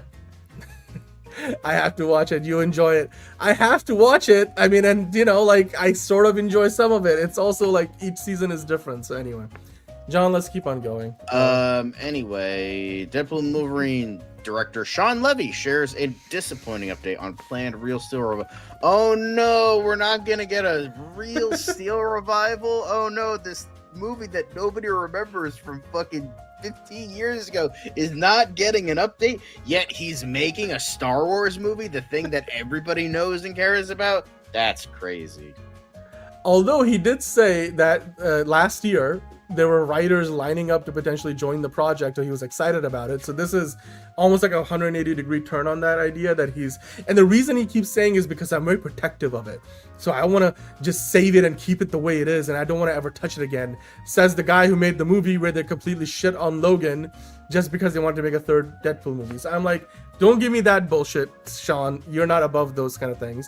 But also, I mean, the original movie did make like $330 million off a $110 million budget, so it was profitable. It wasn't huge, and I think a lot of people like Jalen would like to see Real Steel because it's got like a bit of a cult following. So, you know, and for a Hugh Jackman movie that's not a Wolverine movie, there's not many of them that kind of feel like, you know, movies that deserve sequels, and I think this one, it's a bit disappointing, but again, he didn't completely shut the door. So maybe next year he'll be like, we're back at it, folks, because I'm done with Starfighter and now I'm getting back into the thick of things. So who knows? Yeah. Anyway, I know it wasn't. Let's move on. Thank you, last. But speaking of Starfighter, he confirms that Star Wars movie isn't a prequel or a sequel. I will believe it when I don't watch it. I'll believe it when other people watch it for me and tell me about it. But yeah, and he claims that he probably claimed in this article where he's like, yeah, it's also not gonna, it's just gonna be a standalone. It's not gonna lead into anything. And again, we'll believe it when we see it, Mr. Levy. He compared it to like A New Hope, the idea that it's just like an adventure movie that has humor and levity, but also feels like just a space adventure. Because this movie does take place a few years after the sequel trilogy. I think what he's implying here is they're not following up the story threads from the sequel trilogy. They're also not trying to make this a prequel to one of the other trilogies, like all the other Star Wars stuff. Like this movie, you can watch this movie without having seen any of the Star Wars and still enjoy it because it will feel quintessentially Star Wars, which I think was his intention, but it's just by nature of being a part of a franchise, everything is a spin-off, prequel, sequel of something else, because you're still in the same continuity. But I get what he's trying to say. I guess we'll have to just wait for the movie to find out really, truly, if he means it and how much he means it. So we'll see. Right. But next up, apparently, we have Warner Brothers Pictures and DC Studios will be at CCXP 2025, which is apparently going to be, December 4th to 7th, which we already kind of know because it was pretty much confirmed that Supergirl is going to have a booth there. So it's an seems interactive pretty obvious booth. that WB and DC are going to be there too. They're gonna have a presence. I mean, they did it last year. What was it? Was it Peacemaker? I know there were rumors about like Superman getting a trailer last year. James Gunn sort of hinted at it, and then kind of like walked himself back. And we didn't get that trailer until later in December. Am I wrong about that? Because I feel like last year that was the theory. Yeah, and we didn't. So I don't know. Like, we're gonna talk about this a little bit later, but I just don't know what they're actually gonna give us. Whether it's Lanterns or Supergirl. I mean, I'm not keeping my hopes very high because they didn't follow up on it last year. They mostly focused on Peacemaker. So, and I know James gonna answer a few other questions, but it wasn't like he gave us some like groundbreaking information. So anyway. Yeah. So Francis Ford Coppola's Belize Island sells for almost $2 million after Megalopolis financial loss. So after spending that amount of money and it being a box office bomb, he had to sell his island. Oh no, how sad. I mean, I'm one of the few people that liked Megalopolis, but like I respect that he went that in for his vision, but it's just like it's hard to feel bad where it's like, okay, you can sell that and like be okay. Like, oh no, I had to sell my $2 million island. Oh no, wow, what a shame. Look, I give him credit for spending his own money, that much of his own money, like $120 million is no chumps change to make. That's basically Marvel movie money to make Megalopolis. I just don't think a $1.8 million sale of an island is going to pay for the $100 million he lost in the movie. So I don't know how the two things are necessarily connected, but yeah, like he bet on himself. He doesn't have a whole. I mean, look, Francis Ford Coppola has done all there is to be done in the world of the movies. What else does he have left to do? So I'm like, if he wanted to spend his money and make a movie and be like, that's going to be the biggest thing, the last thing if I ever do in my career professionally, fine. A lot of us would kill to like have that kind of money available to us to make the movie of our dreams, and he got to do that. So I am kind of envious of it, even though the movie didn't do very well. Of Francis Ford Coppola. But showing why he's the GOAT, Michael Jackson becomes first artist with top 10 hits in 6 decades as Thriller re-enters Hot 100. Yeah, please keep telling me about how fucking Taylor Swift is better than Michael Jackson, because even after death, Jackson proves that he will forever be the king of pop and one of the GOATs. So there you go. 100%. 6 decades, John. 6 decades. Just do the math on that. The 2020s, the 2010s, the 2000s, the 90s, the 80s, the 70s. That's like, I know a lot. My parents are that old. Like, it's crazy. Actually, no, my parents are older. But like, anyway, the point, that's what I'm trying to say. You know what I'm trying to say. Yeah. So, yeah, he's the GOAT. Fuck off, Swifties. But Bollywood icon, Reka to attend Saudi Arabia's Red Sea Film Festival for Indian classic. You can pronounce it. It's Umrao Jan. It's a movie about the Mughal dynasty. It's one of the Bollywood classics from back in the day. It's also a movie that I think is celebrating like maybe its 50th anniversary or something like that, or 40th anniversary, something to that effect. So Bollywood is obviously popular in that part of the world, the Middle East as well, and Saudi Arabia is having their big film festival. This is like as part of their one of the industries they're expanding into is the movies. They literally just like gave billions of dollars to a new movie studio that in Hollywood. So the Red Sea Film Festival obviously has a big Bollywood presence, and this is going to be one of them. And yeah, I mean, she's one of the legends of the industry, so this is cool. This is good to see. Yeah. But now we move on to our next thing, which is our final thing. Hang on a sec. I'm just going to double check something. Okay, there we go. But Martha, the angel that she is, I don't know why this is the thing. This is hilarious because in the movie Good Fortune, which is now on digital, you can watch it. Apparently, Keanu Reeves' angel, his boss or his manager angel, is named Martha, and then like Seth Rogen and him have like a back and forth about it, and they're sort of like not so subtly hinting at the whole Martha thing from the DCEU. So it's like, I'm in a meeting with God. I think you're reaching. I think you're grasping. No, but literally, it's right there. It's right there. Who do you work for? He works for Martha. Martha? You work for an angel named Martha? And There you go. I think it's just the name, man. It could have been I any know. name. Look at the comments. Look at the comments. It's. Nothing about Martha. Yeah, I think you're reaching on this one, Danny boy. I don't know. I don't know. I thought it was funny. It's something. I don't know if it's funny, but it's something. But, you know what it is though? It's a great segue to talking about DC. That's what it is. It's a totally amazing segue. Anyway, thanks for watching the news portion. We're going to be getting into DCU Daily, and remember, hit the likes and the subscribbles and the comments and the bells and all the bells and whistles. And let's get into this before I fall asleep on camera. So #blessed, everyone. Let's get into it. It's another project that's been blessed from the beginning. There's the shot right there. That. Okay, we don't need to see right there. Hey, buddy. Eyes up here. Now you want to get nuts? Let's get nuts. Here we go. Victory mine. Ask me how am I doing? I'm telling you, really, I'm doing sublime. I never wait in the stewardess line. I just go do it. I'm moving my time. Really had nothing to do with it. How am I moving? I'm moving like you want to shine. Follow my lead. Don't listen to lies. I had to put me all on the line. That's why I know that victory's mine. I prefer Jared Leto. Hunka hunka.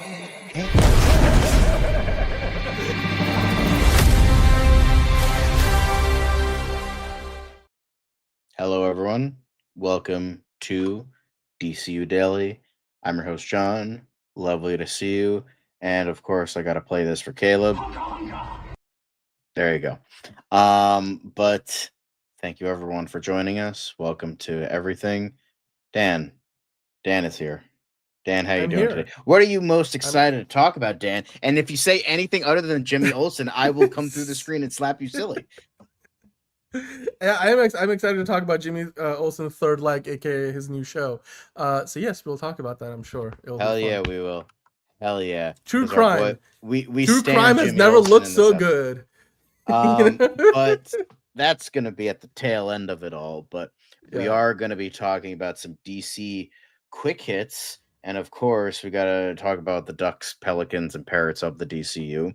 And that first thing, apparently, it was dropped that Batman now has a stealth suit in the comics, which looks good, mainly because I see that bulge, DC. I see the bulge. So #believe in the bulge, and lovely to see it. What are your thoughts on this suit, Dan? It's looking good. I think this is from I don't think it's from DCKO, but it's from like something like adjoining that. Yeah, I like it. I mean, a lot of specialty Batman costumes tend to be good. Some of them are trash. This one particularly looks nice, and it has nothing stealth about it because it's half glowing yellow, but I don't think that's the point. And he's got red you can eyes, see him turning invisible. Like that's the whole. Yeah. Oh, I see what you mean. Okay, I like the suit though. I like it. Look, it looks dope, like the Watcher said. So it's Batman issue 3 specifically. So yeah, I'm good. I'm good with it. I mean, can they make this in the new DCU somehow? I don't know. We'll find out. We'll see. If Andy Muschietti could get his head out of his ass, then sure.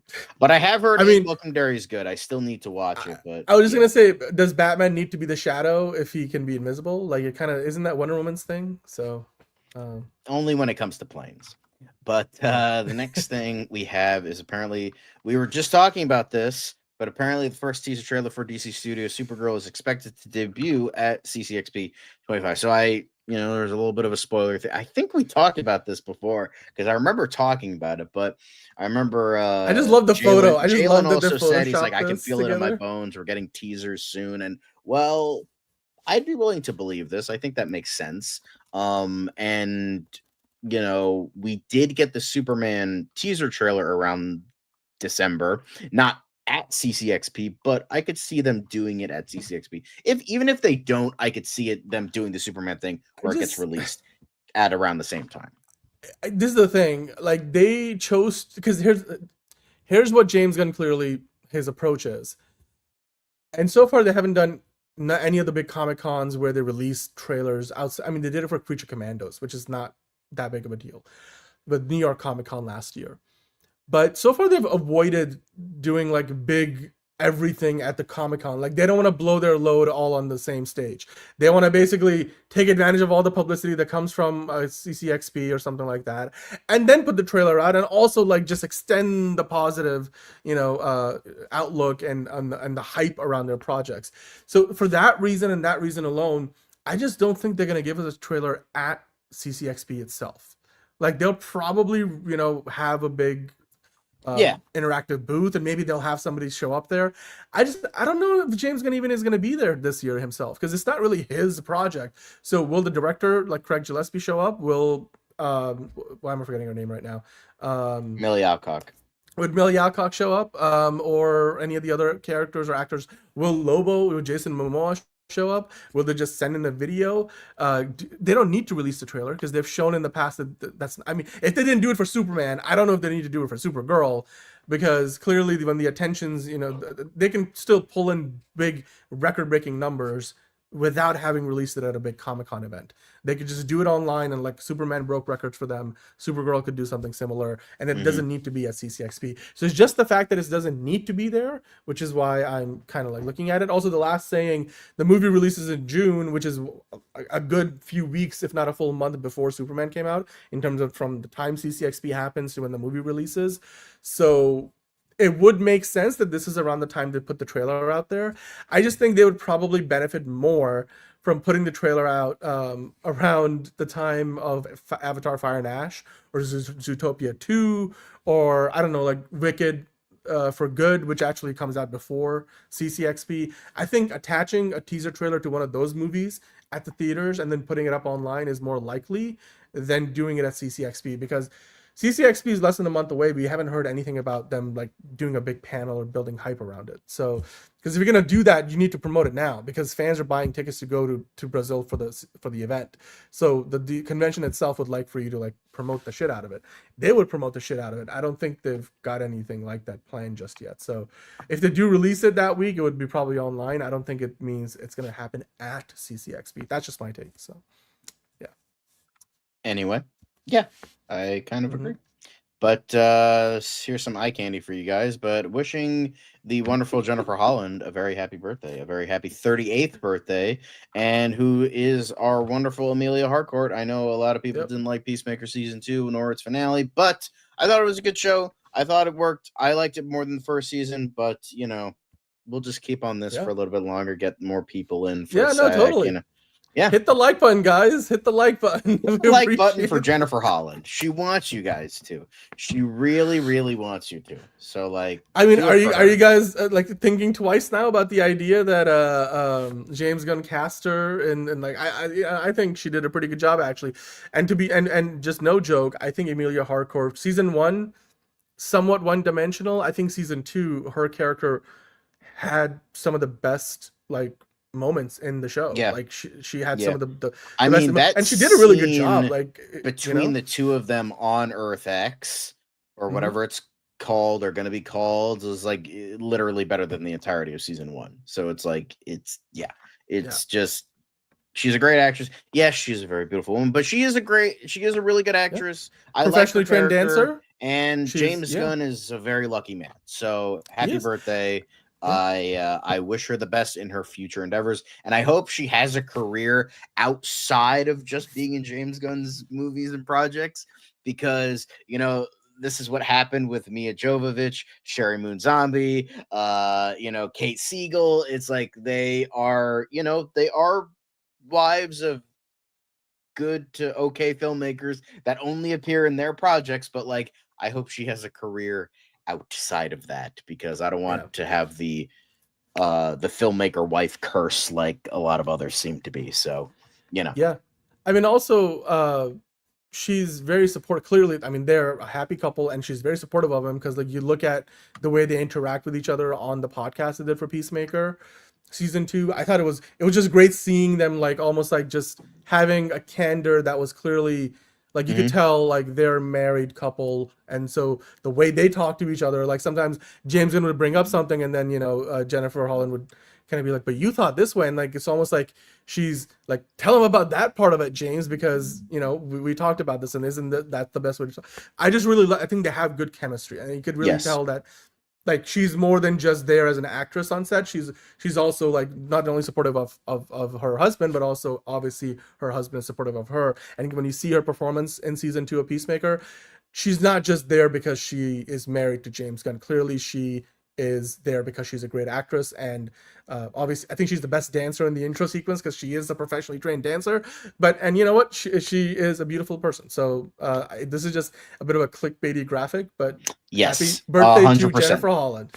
But she's more than just her looks is what we're trying to say. Anyway, yes. And then somebody did some concept art of your boy Bullseye, aka Wilson Bethel, as Reverse Flash. And yes, I will gladly take this over fucking Anthony Starr any day of the fucking week. Not to say Anthony Starr isn't a good actor. He's a good actor.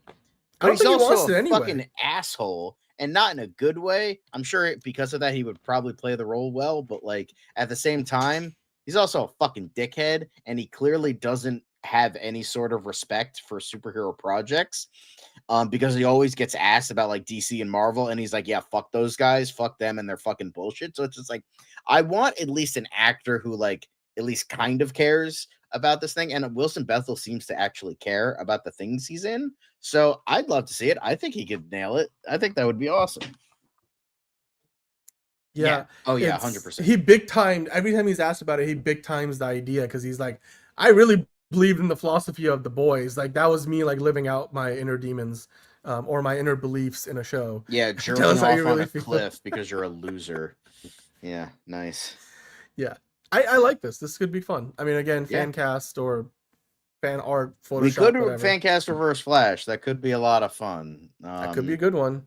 So we got to put up a poll tomorrow. So. Somebody did talk about Beyonder. I think Nelson might have, but the thing is, I'm not really familiar with the Beyonder all that much, so I don't think that would be a good fan casting. It would be very general, and I don't think it would be a deep dive like some other ones we've done, like with Wonder Woman and Power Girl and Sam Loomis and Freddy Krueger, where I know these characters very well, so I can actually like pick out some good actors for them and not just like do it for the sake of doing it. So I'd like to say that as well. But yeah, could be a lot of fun. And then the last major quick hit we have, apparently Robert Pattinson shared that an immigration officer once stopped him and said, "Hey, you're the guy from Twilight. Why did you stop acting?" I was like, I'm Batman. No, what do you think? He should, instead of being like, I'm Batman, he should have been like, I'm Batman. Yeah, no, he should have done the whole like he like Michael Keaton did, and then Christian Bale did. He should pull him. No, he should pull him by the collar and be like, "I'm Batman," and then get arrested and thrown in jail, and then detained for like 6 hours. But he would get disappeared because then he would actually disappear. And like, why did you stop acting? Because I'm in an ICE facility. Anyway, now that's taking it a bit too far. But yeah, he's Batman. Everybody, he's Batman. So. Anyway, just absolutely ridiculous. Yep. Funny, but ridiculous. But we do have some major DC news before we get into the wonderful story we want to get into. But the next thing we have is actually apparently Viva Vendetta, a TV series, is in the works at HBO. This is an exclusive from Variety. So apparently, get out of here. Apparently, according to sources, Pete Jackson is attached to write the series adaptation. James Gunn and Peter Safran are obviously going to Pete Jackson. Remember, not Peter Jackson. Pete Jackson. Yeah, not so. Walmart don't get too excited. But apparently, Warner Brothers Television Studios UK, Warner Brothers Television will produce. HBO and DC Studios declined to comment. Reps for Jackson did not immediately respond to Variety's request for comment. So we don't know if this is like actually a major thing or not, but we'll see. But that could be a really cool idea. I really loved the V for Vendetta movie. I think it's definitely one of the best adaptations to come out of DC or DC adjacent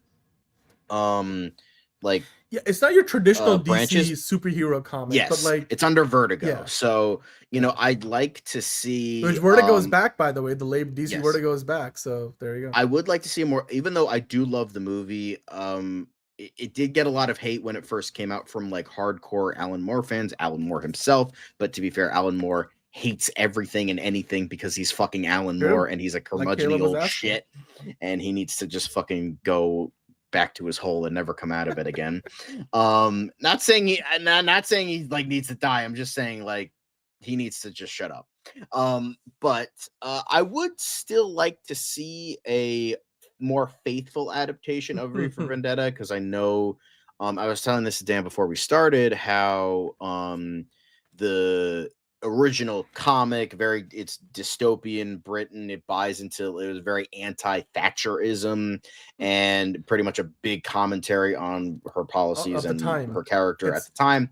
And yeah, V for Vendetta. We're saying V for Vendetta. Anyway, and meanwhile, the movie, since it was produced and made by mainly American people, that it was heavily Americanized, even though it still takes place in Britain and it features because I mean, British most actors. Americans will not understand the British politics quite. Yeah, so it was more a commentary on the Bush administration at the time. So that's what that was about. And so it wouldn't be nice to see more of like a hardened, more British adaptation of the source material. So even though Hugo Weaving will forever be V, but you know what? I think whoever they do, if this is real and they do in fact do it, then I think that would be awesome. It would be great, and I think if they either do a faithful adaptation from the book, or they adapt it for the here and the now. I mean, I'm sure there's some very obvious ways in which they can adapt this for the here and the now.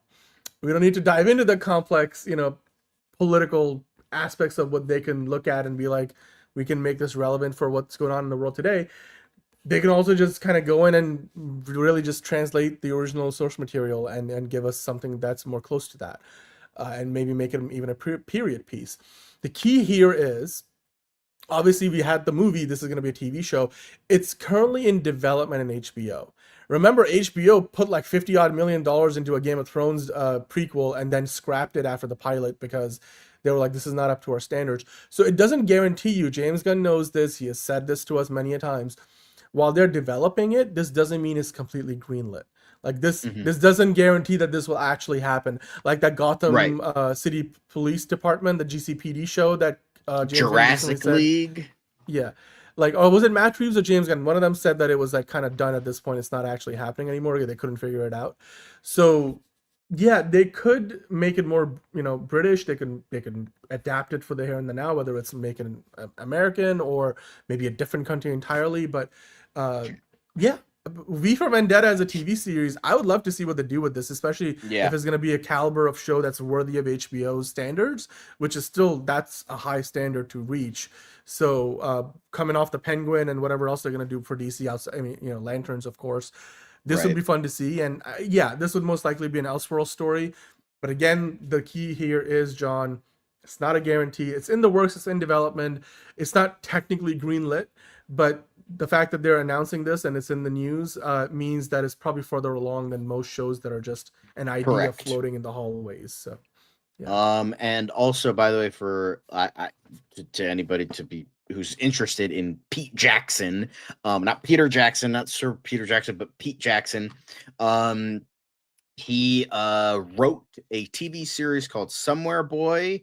I believe it was a mini series back in 2022, and now he has an upcoming show. I don't know where it is, but it's called The Death of Bunny Monroe. It has Matt Smith in it, who essentially is like this bachelor who sells beauty projects to hook up with women. So seems interesting. Sounds like something maybe if you guys are really interested in V for Vendetta, and if Pete Jackson is writing it, then I would say maybe try to go watch that to get a feel for his writing. So yeah, could definitely be really, really interesting.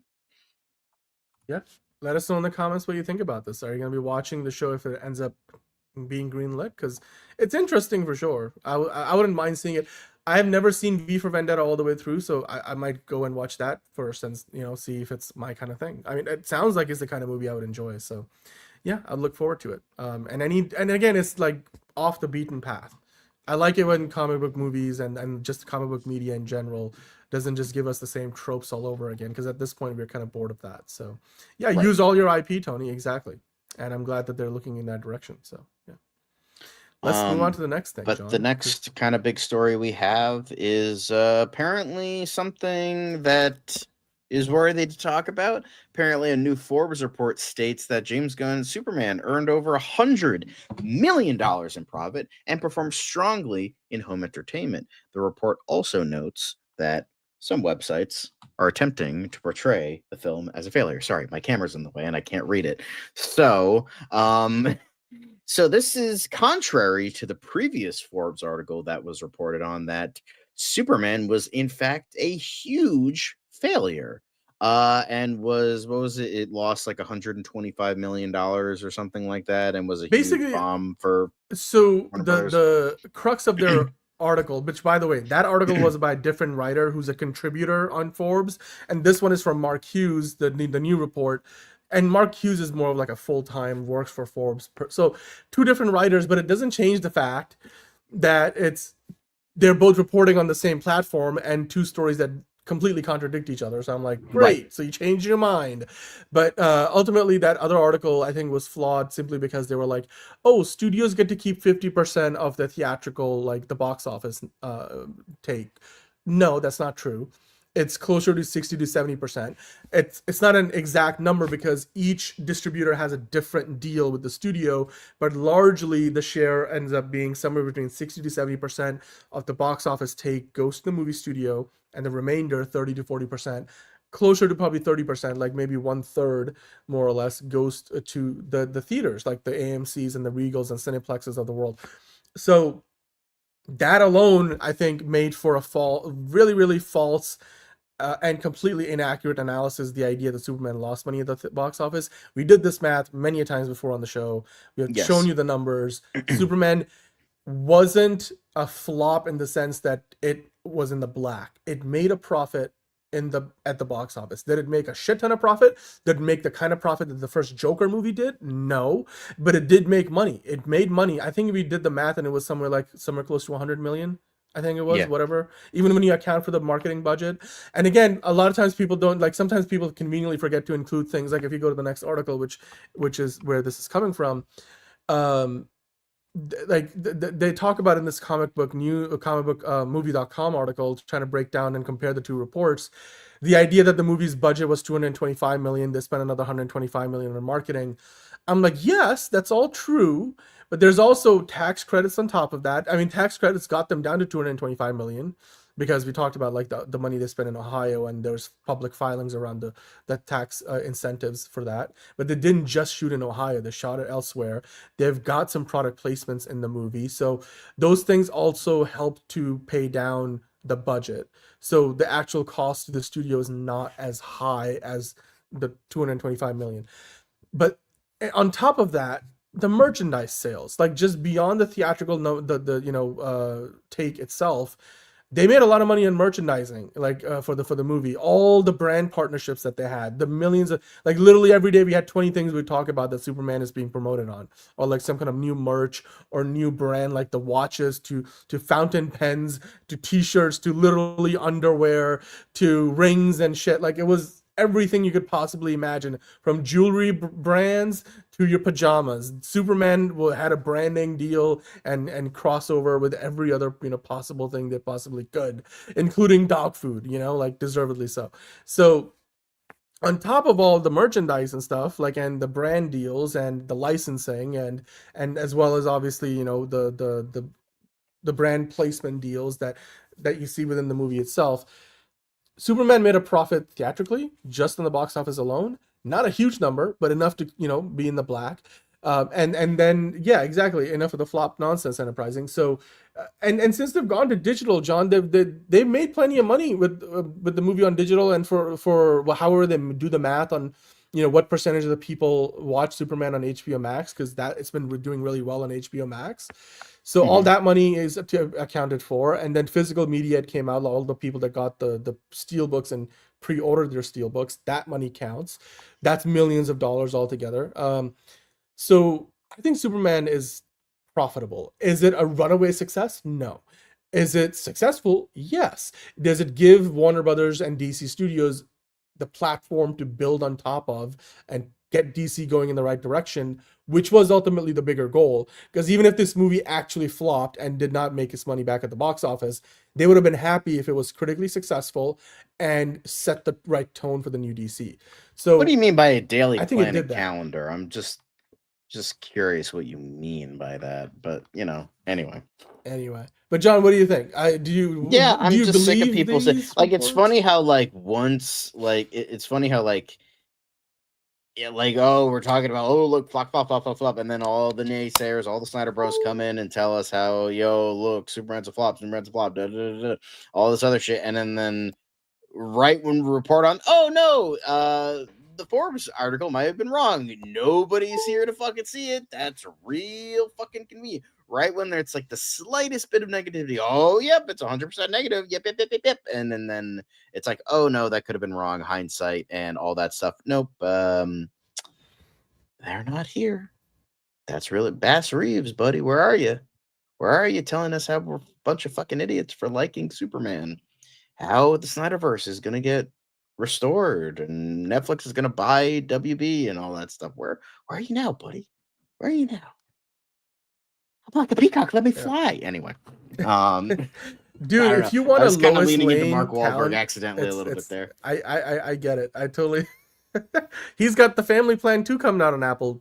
He has TV. Play Dirty. Go watch Play Dirty, guys. It's on Amazon. It's really good. Yeah. But I mean, Tony, if you want the Lois Lane calendar, just go back and watch our coverage of Superman.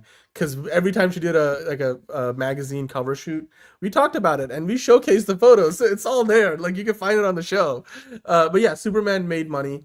I think at this point to rehash this idea, and I don't know why. Maybe Forbes doesn't have better things to report, but it just doesn't make sense. Like, it's that whole thing of, why are we beating a dead horse? Like, we know it made money, because and it's gotten to a point now where because they try to get back on the horse even though it's beaten. It's like the movie made money, and like, honestly, it wasn't a runaway success. You've talked about that too, but at the end of the day, it made money. I like, just realized they spelled the end game wrong. It's end game in this article title. D. Ouch. But John, this article is where that reporting came from, but also this article was speculating what is James Gunn's end game, or the universe that he's building with the DCU, end game with a D, that is.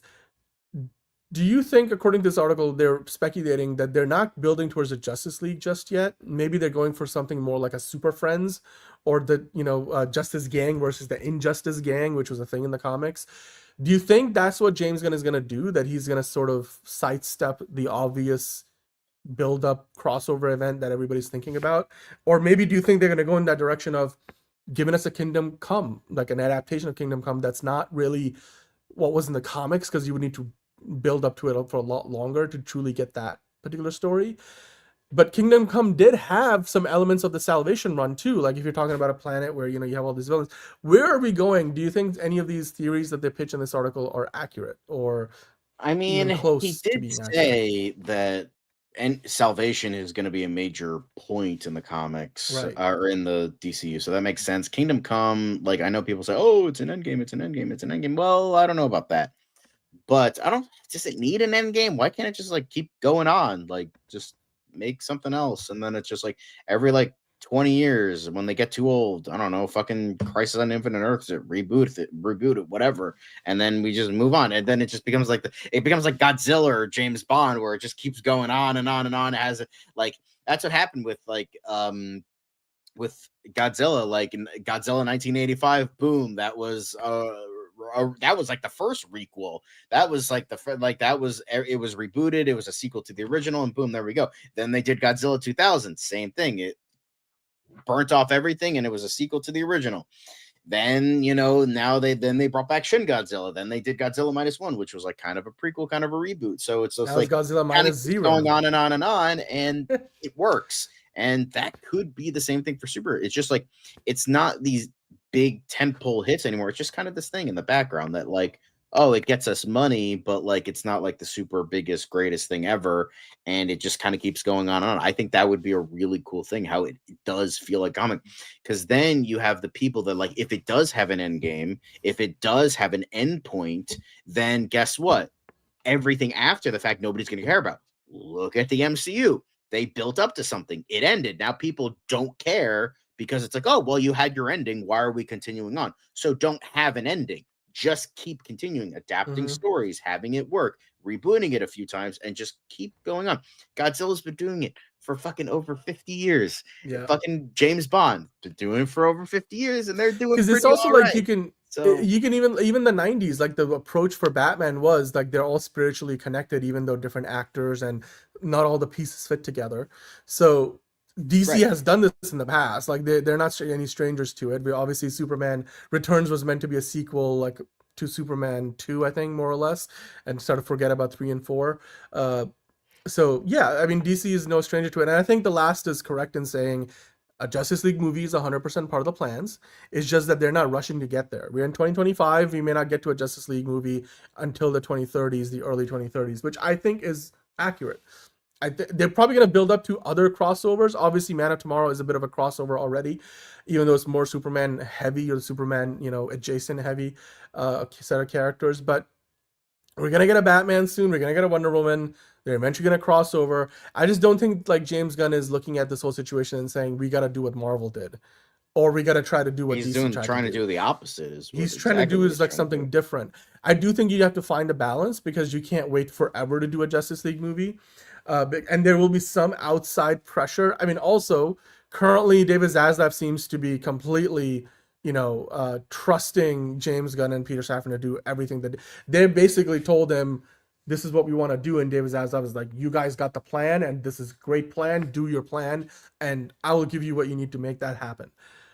But if Warner Brothers is under new ownership, maybe David Ellison or Brian Roberts or NBC Universal, maybe they're not, or Ted Sarandos at Netflix is not as convinced by the same plan. And while I'm not saying they're going to fire James Gunn and Peter Safran for it, maybe they will try to steer things in a slightly different direction. But as of right now, I think with the way things currently stand, a Justice League movie in the 2030s is probably more likely. And as far as, like you said, an end game, like you said, they probably don't have an end game. Like it's probably just like an ongoing thing that keeps on going, that has crescendos, but then it doesn't quite end. Like it's not a climax. So yeah, I think that's just essentially kind of really have a proper comic books medium.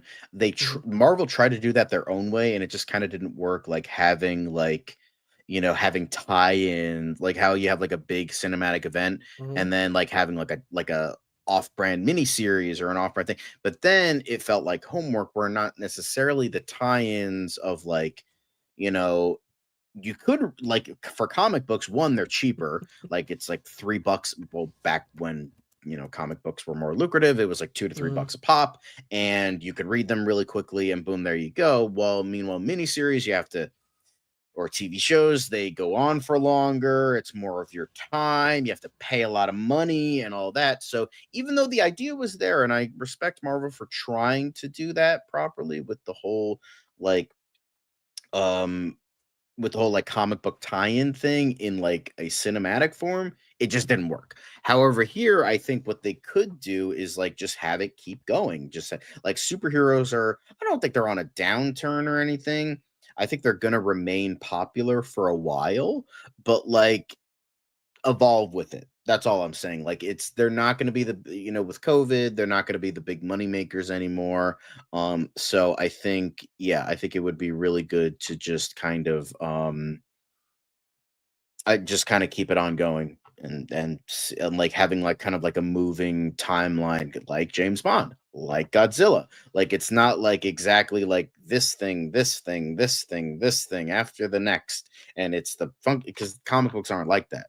Like it's like Batman of 1957 kind of was, the Batman of 1977, and it was all the same timeline and it all worked, even though it didn't really make a whole lot of sense, but nobody really thinks about that suspension of disbelief. So like making the movies like that would be really cool. They kind of did that with the Burton Schumacher verse by having 3 different actors play them in 4 movies, and it like was different, but it was also part of the same continuity. Like having that on a big scale cinematically would be awesome. That would be really awesome. So exactly. Like I think superhero movies, they need to learn like, oh, these aren't going to be the most lucrative thing ever. Like it's not going to make billions upon billions anymore. And they need to like acquaint to that. They need to like make that work in terms of the grander plan of the movie industry. However, they're going to still be here. There's people are still going to like them. They're still going to be interested in these stories. So like just treat it as such and just keep on going. Keep on keeping on, I guess. So yeah, that's just my thoughts on the whole thing. But I like how you tied that all together with keep on keeping on, like in a Peacemaker. Anyway. totally intentional. Anyway. Totally. I know, right? That's a great segue to getting on to some other James Gunn related talk, John, because it's all Jimmy Olsen's way right now. DC Crime, because it's a Jimmy Olsen world and we're just living in it, John. Apparently, DC Studios is developing a new Jimmy Olsen centered series, a spin-off from Superman, which we first heard about literally months ago when Superman first came out, and they were like, oh, we're developing multiple potential spin-offs and sequel. Obviously, we know Man of Tomorrow is while not a direct sequel to Superman, it is spiritually a sequel to Superman and the next movie in that story.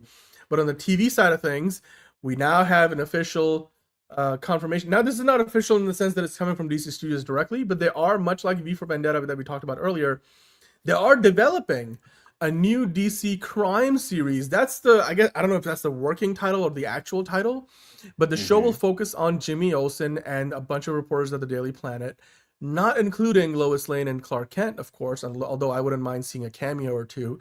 And it's in the works at HBO Max from American Vandal duo who are working on it. And it's going to be like a true crime, sort of a mockumentary sort of a thing in terms of how they approach it. I don't know if that means it's more like The Office or one of those Discovery ID things, but the first season will be focused on Gorilla Grodd. John, what do you have to tell us about this? And can you walk us through what this all means and your thoughts on this? Yeah, I mean, it pretty much had me from Jimmy Olsen being the star of his own show, and then it just got better. Like it has the guys from American Vandal, who are Tony Yacenda and Dan Peralt, who American Vandal is one of the best true crime satirizations of all time, possibly the greatest, because that show was canceled way too fucking soon, and I'm still pissed about it. And that was such a fucking great show because it was a show that was a love letter to true crime, but also satirized the tropes, made fun of them, but it was a tongue-in-cheek sort of thing. But the thing is, outside of that, the mystery was just very well written to the point where like, this is funny, but I'm like also intrigued who drew the dicks. If you remember that whole campaign when that came out. But it just, you know, like, and then you have like, okay, you have like a true crime thing that's a very big thing right now, so I think that's great. You know, I think you mean Mr. Terrific, but I assume Mr. we're probably Traffic would be great too.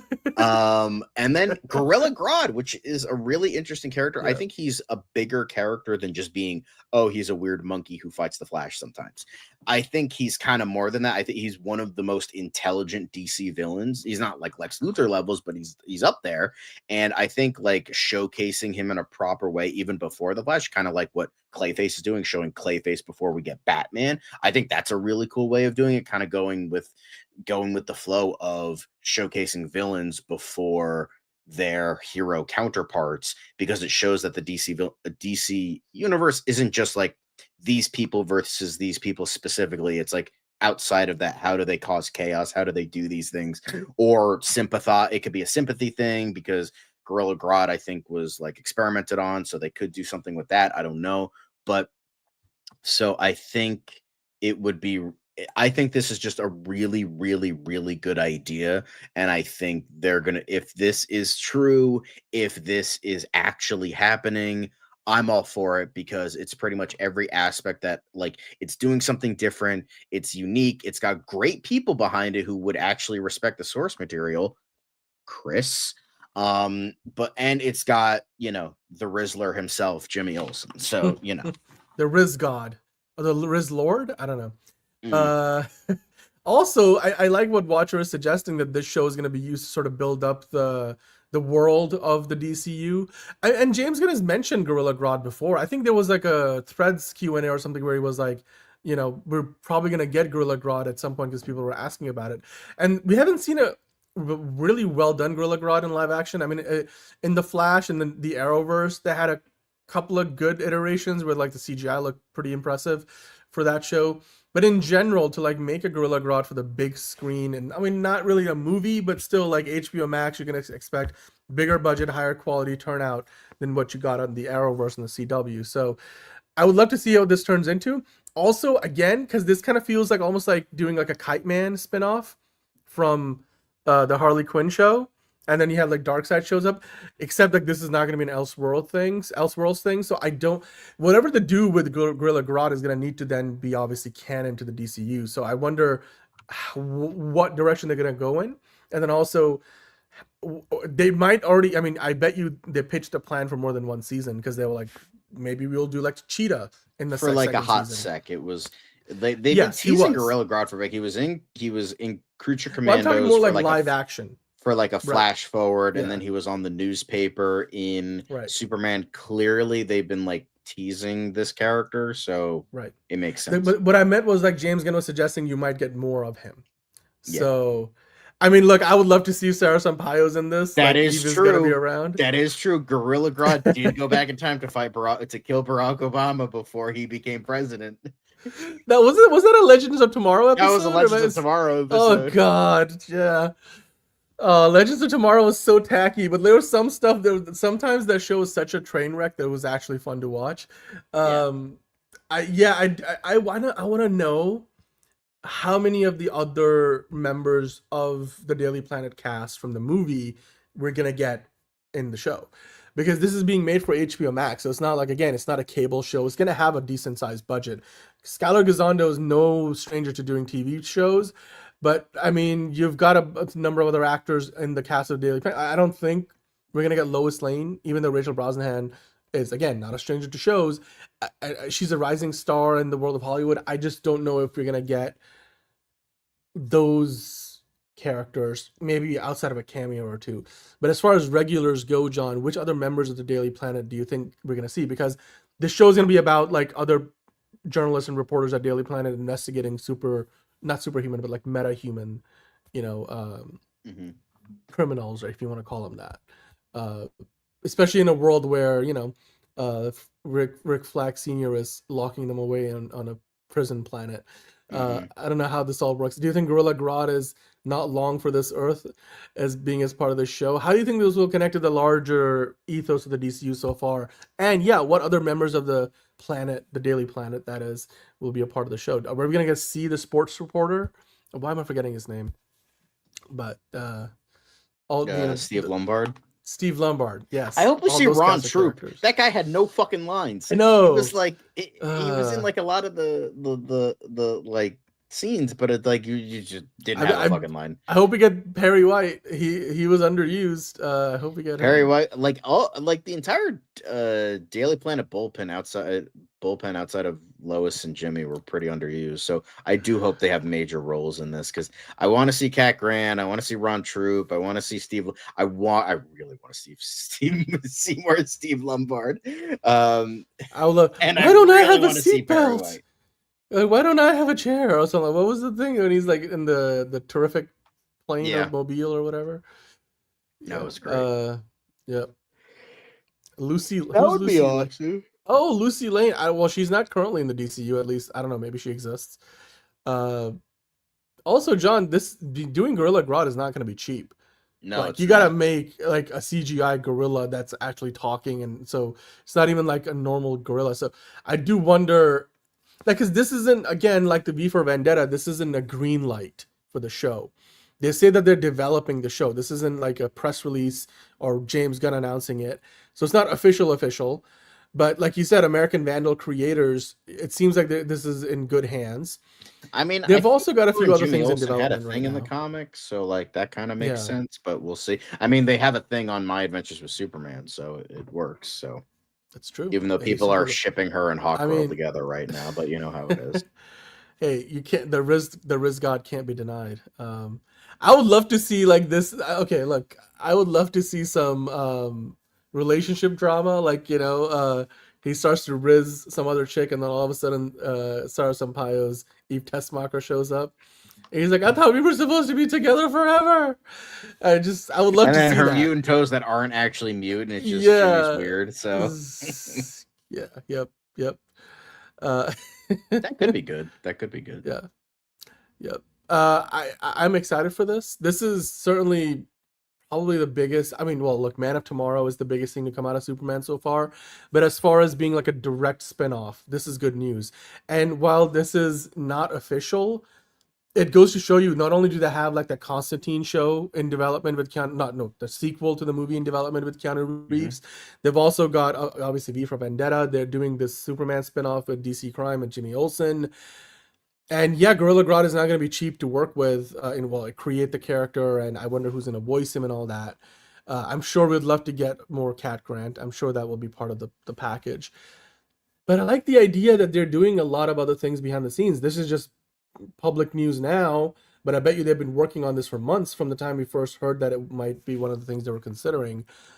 I wonder what else they're working on that we don't know about. Do you think this was the secret show that James Gunn was talking about? Maybe. Or was this the one that he was like saying, I just greenlit something, I'm excited about it.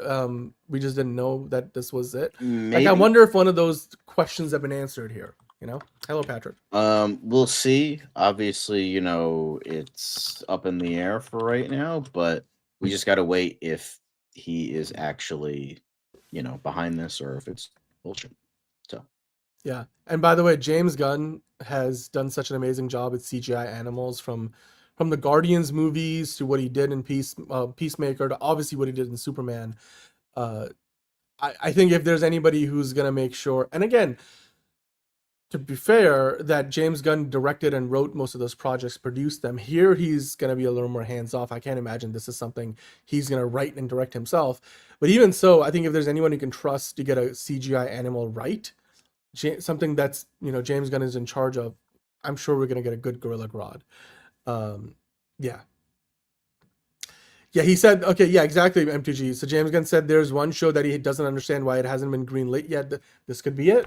Yeah, this could be it. So King Shark is also a character that's technically canon to the DCU. So maybe King Shark could make a appearance in the second season. I would love to see that. I just can't wait to see how this is shot. Because John, is American Vandal literally like The Office, where they're sort of, or are they doing more of like a true crime parody? No, it's more of a true crime parody. Like, it's like essentially you're watching a true crime documentary, but instead of a guy accused of like killing somebody, it's a guy of accused drawing dicks on cars with spray paint. Like, that's essentially, well, at least the first season. The second season is like there's another case I won't get into because it's kind of gross, but the first season, that's essentially, it's essentially like a straight and narrow true crime thing, but it's like it's making fun of the tropes, but at the same time it's celebrating them, and it's funny. Like, it's genuinely a funny show, but like a really good mystery as well. It's like it's so many twists and turns, and a lot of the actors do a really good job despite them being like younger teenagers, kids, all that stuff. So yeah, great stuff. Yeah, well, so you would say that this would be in good hands with these guys, the American. Oh yeah, 100%, 110%, absolutely. Honestly, if this is greenlit, this will be my most hyped like DC project, I think. Like, in addition to Clayface and Man of Tomorrow, because like, damn, this might be number one straight up. Like, don't get me wrong, I'm excited for Man of Tomorrow. I'm excited, but it's like it's more of a Lex Luthor thing, which is cool, but like, whatever. You're not excited about Clayface, which is really, that's probably my like one. Clayface in this is like 1 and 2, but I think this is number 2 since Clayface is like done filming. This has not been greenlit yet, so we don't know. But like Clayface, honestly, that's like my number 1. If this is greenlit, this will be my number 2 easily. Yeah, I mean, these guys would actually like respect the source material, Chris. So Damon, just want to say that. Well, anyway, Patrick said, this could be a good show. And Watcher saying this is gonna be dope. Can't wait. Again, it's not greenlit yet completely, and yeah, it looks so far from the concept and what they're looking to do with it. The creators they've got, the format they're looking for or aiming for this to be, it should be fun. Skylar Gazondo is. I don't think it's gonna be terrible, but I don't have any hope for it. Like, it could surprise me. Maybe Chris Monday is just made a stupid comment, and he is gonna backpedal, be like, no, wait, and then it's actually a good show. But again, Tom King is attached, Damon Lindelof is attached. I don't have a ton of hope for it, so I have no hope for it. There it is. Well, now all we gotta wait for is somebody on Threads probably already did ask James Gunn about it, and then we're just waiting for James Gunn I to checked his address Threads, this, so. and nothing showed up. The only thing he was doing was hawking Bat Fam, which is now streaming if you guys want to watch it. So yeah, Bat Fam. It's one of those. Is it animated show on Amazon Prime? Is it? I think so. I think it's like a kid's show though. But yeah. All right. Well, I'm gonna wait to judge Lanterns until it comes out, like Enterprising was saying. But this, like Jalen was saying, we love it. We love to see it. Jimmy Olsen is gonna lead his own show. The Riz God is getting his own spin-off from Superman, because much like Harley Quinn was the standout from the first Suicide Squad movie, it looks like Jimmy Olsen is that guy, that new obsession that the fans have from the world of DC, and he's getting his own TV show with other DC characters, like the Daily Planet crew is going to be a part of it. Probably not Lois Lane. They're going to feature Gorilla Grodd in the first season, and so it sounds like it's going to be a bit of like a seasonal anthology, so there's that too, but it's going to be like a true crime parody, which I would love to. I'm excited. This could be fun. But just remember, it's not officially greenlit yet. It's not greenlit. That's the only shame. We just don't have an official announcement, but this is the fact that they're reporting it and the way they're talking about it. It's pretty close, much like V for Vendetta TV series that we talked about earlier.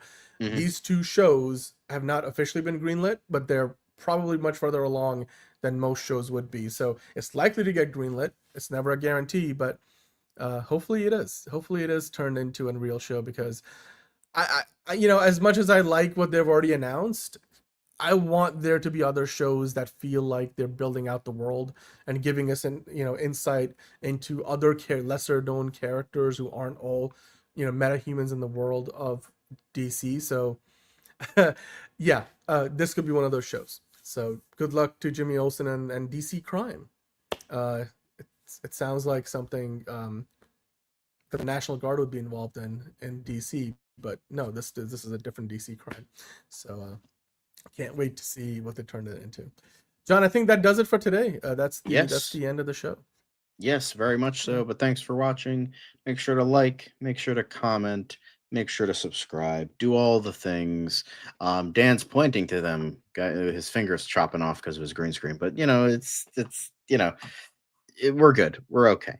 But thanks for watching, guys. We have our tier list Tuesday for tomorrow from, it's a little backed up from last week, but we're going to be doing Warner Brothers Suitors. That might be exciting. Did you say you're backed up from last week? No, tier list Tuesday. Never mind. Sorry, but anyway, but yeah, this will be a lot of fun, hopefully, or maybe you won't care. I don't know, but yeah. DCU Daily and Tier List Tuesday tomorrow. Tier List Tuesday, the many suitors of Warner Brothers Discovery. We're going to rank them from best to worst. Yes, but I don't know if anybody's going to make S tier, but I don't know about that. But until then, stay blessed, ladies and gents, at the beginning and at the end. So see you later. It's another project that's been blessed from the beginning. There's the shot right there. That. Okay, we don't need to see. Right there. Hey, buddy. Eyes up here. Now you want to get nuts? Let's get nuts. Here we go. Victory mine. Ask me how am I doing? I'm telling you, really, I'm doing sublime. I never wait in a stewardess line. I just go do it. I'm moving my time. Really had nothing to do with it. How am I moving? I'm moving like you want to shine. Follow my lead. Don't listen to lies. I had to put me all in the line. That's why I know that victory's mine. I prefer Jared Leto. Honka Manga!